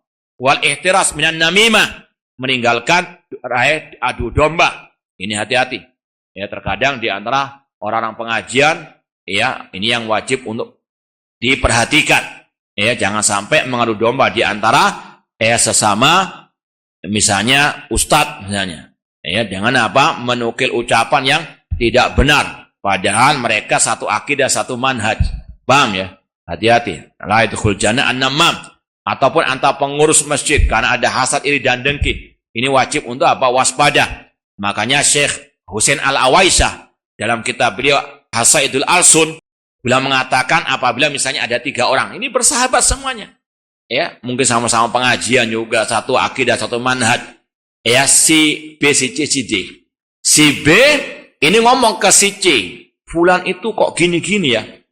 Antum ya, yang sebagai si C ini, antum kalau berakal sehat, antum baik, antum bilang ke si B, kalau inti benar, ayo kita duduk bertiga. Paham ya? Jangan malah dikompori, oh ya benar. Naudzubillah min dzalik. Paham? Ini bisa jadi yang si B ini fatan, namam, atau mungkin dia keliru. Makanya harusnya apa? Di cross check bareng-bareng. Ayo duduk bareng. Itu kalau dia nggak mau, ini tanda-tanda besar. Kenapa kok nggak mau dipertemukan? Paham? Ini pengecut namanya. Paham ya? Jadi sekali lagi, kalau ada gosip misalnya, antam, misalnya sudah tiap hari ketemu di masjid, sudah bukan sehari 2 hari kumpul bermuamalah, antum tahu orang ini baik, ada gosip yang nggak baik dari luar. Jangan langsung diterima.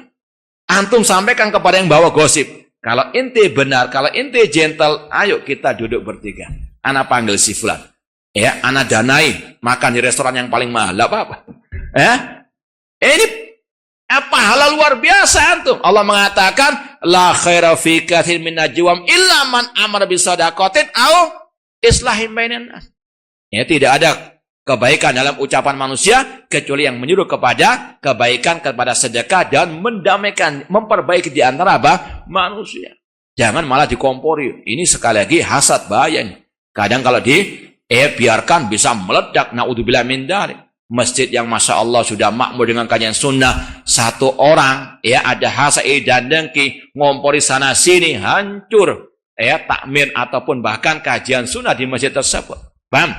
Yang kudeta masjid sunnah bukan orang luar, kadang orang dalam hati-hati. Naudzubillahi min dzalik.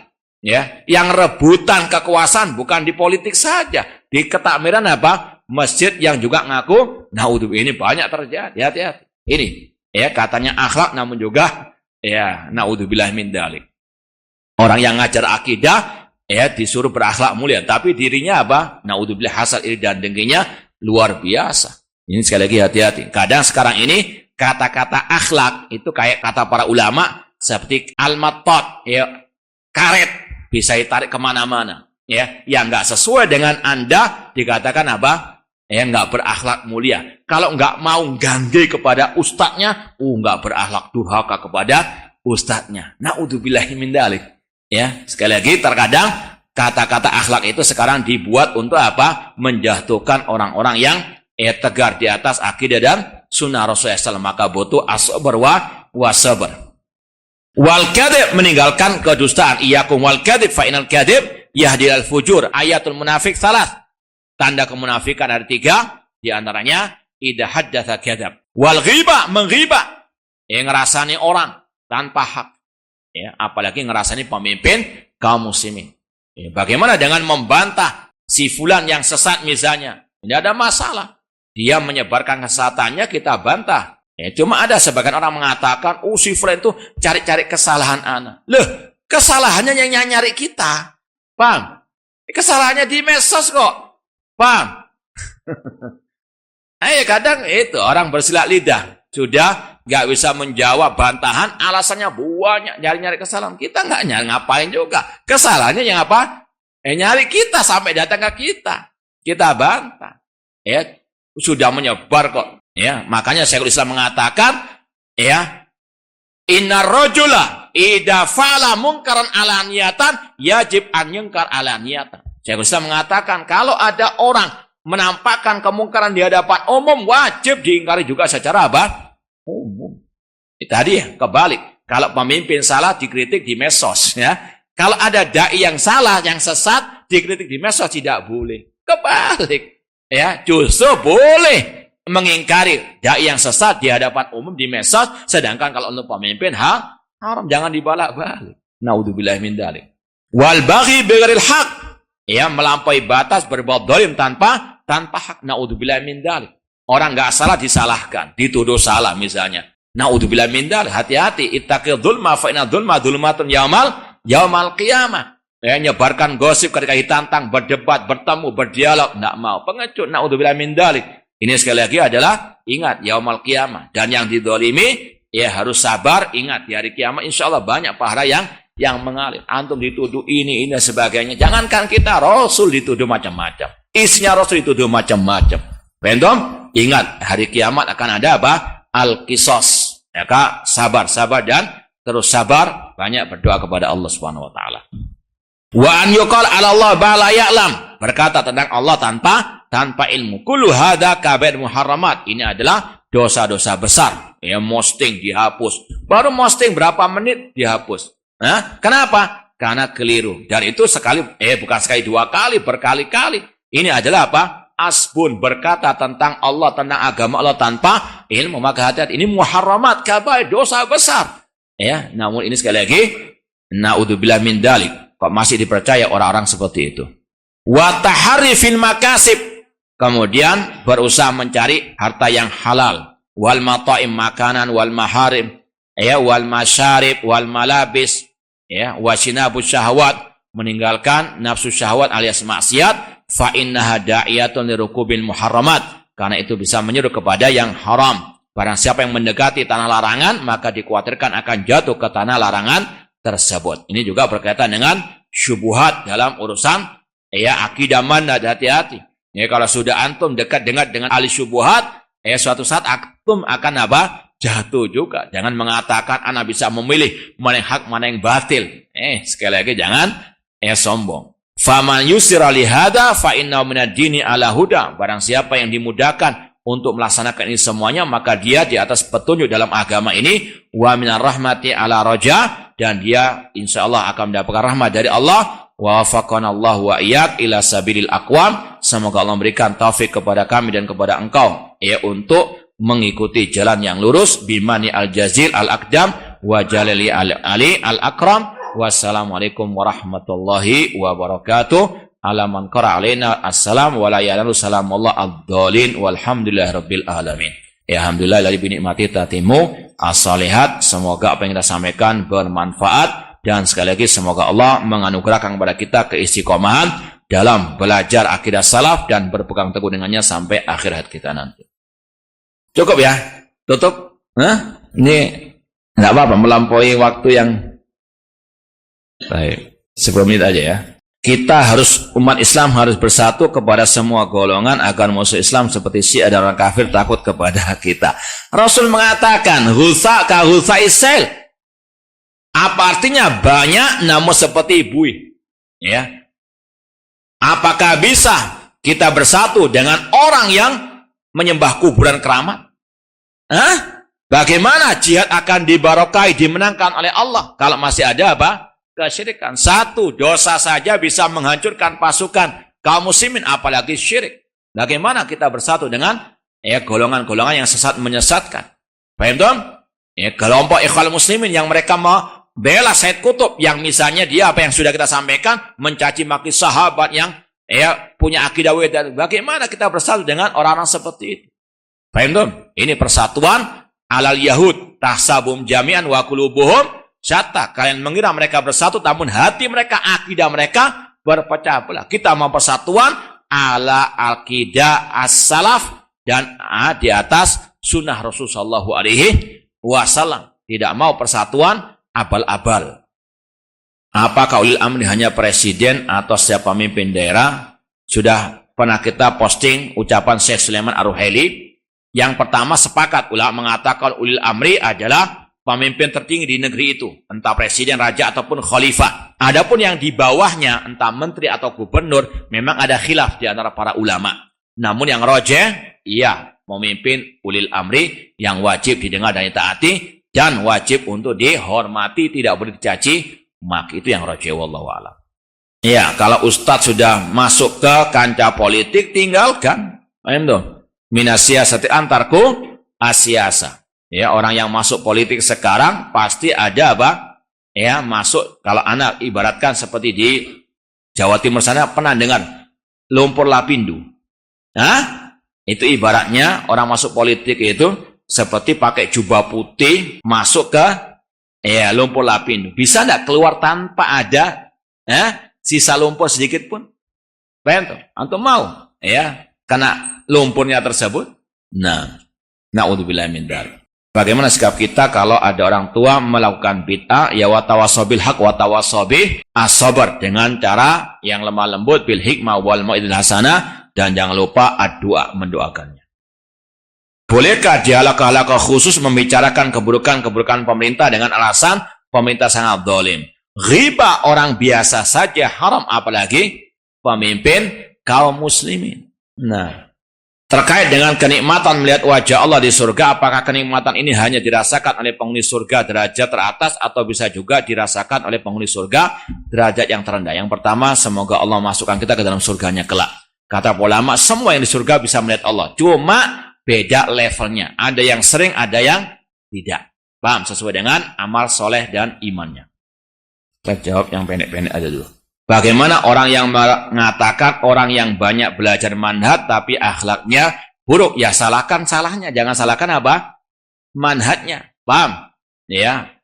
Tapi yang terbalik, sudah akhlaknya bejat, manhaj rusak, itu malah apa ustadzkan, na'udzubillah min dzalik. Itu cuma kata-kata karis sekarang ini, ya. Orang yang fokus akidah manhaj tapi juga tidak mengesampingkan masalah akidah seperti kita. Kita dituduh hanya ngajarkan akidah. Loh, tadi buktinya ngajar apa tadi terakhir itu? Hah? Namun tadi kita katakan semua ada skala prioritas. Paham? Yang ngajar akhlak terus mulai lahir sampai mati nggak dicela. Paham? Padahal salah dalam masalah manhaj dakwah, akidah nggak disampaikan. Tapi yang ngajarkan akidah wal manhaj disalahkan. Paham? Ini sekali lagi banyak orang-orang yang sudah terbalik akal ataupun juga manhajnya. Juga tadi kadang apa? Dikatakan jelek akhlaknya karena nggak cocok dengan hawa nafsunya. Atau karena sang fulan ustadz itu jelek akhlaknya karena dia suka membantah ustadznya yang sesat. Paham? Ini sekali lagi, makanya kita tidak perlu banyak menggubris orang-orang tersebut. Biarkan titik-titik menggonggong, kafilah tetap berlalu. Antum isi sendiri. Sebagaimana kita tidak boleh menvonis mereka bagi orang kafir ketika dia masih hidup. Menvonis apa? Kalau menvonis mereka kafir ya boleh. Orang Nasrani kita katakan kafir wajib. Ya, cuma bedakan antara mengatakan dia kafir dengan memanggil orangnya langsung, "Hei kafir." Atau mendakwainya. Paham? Ketika mendakwai beda. Namun tetap diyakini dia orang kafir. Ini jangan antum salah paham ya. Kita waktu membahas orang kafir tidak boleh divonis individunya masuk neraka. Paham? Sebagaimana dalilnya Najasyi, nggak ada yang tahu dia sudah masuk Islam. Nggak seperti itu. Orang tetangga kita misalnya, kita taunya dia Nasrani. Dohirnya kita hukumi dia kafir di dunia. Dia mati apa? Kita nggak mendoakan dia. Allah maghfirlahu warham. Enggak. Karena dohirnya apa? Kafir. Demikian pula kita apa? Nggak salat jenazah terhadapnya. Kita hukumi kafir di dunia. Namun yang kita bahas urusan akhirat. Jangan gagal paham. Lebih baik nggak paham daripada gagal paham. Paham? Dan lebih baik lagi paham dengan benar. Yang kita bahas, kita nggak boleh menvonis di akhirat. Entah muslim masuk surga per individunya, atau menvonis orang kafir per individunya masuk apa? Neraka. Namun menghukum secara umum boleh. Orang muslim pasti masuk surga. Orang kafir pasti masuk neraka. Silakan, wajib. Namun apa? Individu si B, si C-nya, ini yang jadi bahan pembahasan kita. Tidak boleh menvonis muslim atau kafir urusan akhirat. Kecuali kalau ada dalil khusus tentangnya. Adapun menghukumi secara zahir di dunia, silakan. Dia non-muslim, katakan dia kafir. Yakin dia kafir. Paham? Ya. Namun tadi bedakan antara misalnya ada dua orang lagi ngobrol. Si fulan itu muslim atau kafir? Ya antum jelaskan dia kafir. Paham? Antum ngomong kafir jelas. Tapi ya ketika antum manggil ya Joni misalnya, Joni kafir. Jangan, paham? Tetap harus berbuat baik dengan tetangga. Paham? Antum mau mendakwai, antum panggil ya kafir, jangan. Paham?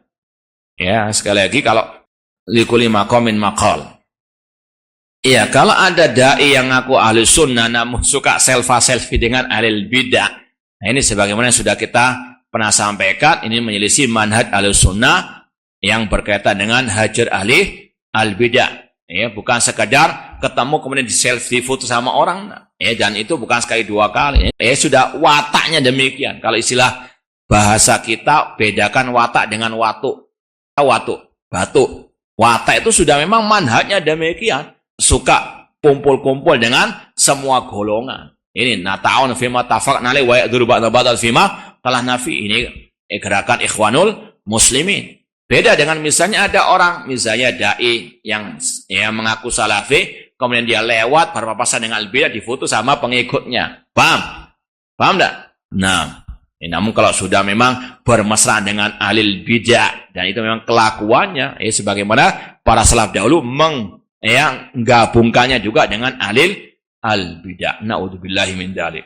Ya, pas 7:30 ini yang bisa kita sampaikan. Kurang lebihnya mohon maaf dan sekali lagi ana ucapkan banyak terima kasih kepada semuanya sehingga terselenggaranya daurah dan kajian ilmi biidznillah taala. Semoga Allah Subhanahu wa taala menjadikan ini sebagai pemberat timbangan amal kebaikan kita di hari kiamat kelak. Kurang lebihnya mohon maaf. Wa jazakumullahu khairan. Aqulu qouli hadza wa akhiru da'wana anil hamdulillahirabbil alamin. Wassalamualaikum warahmatullahi wabarakatuh.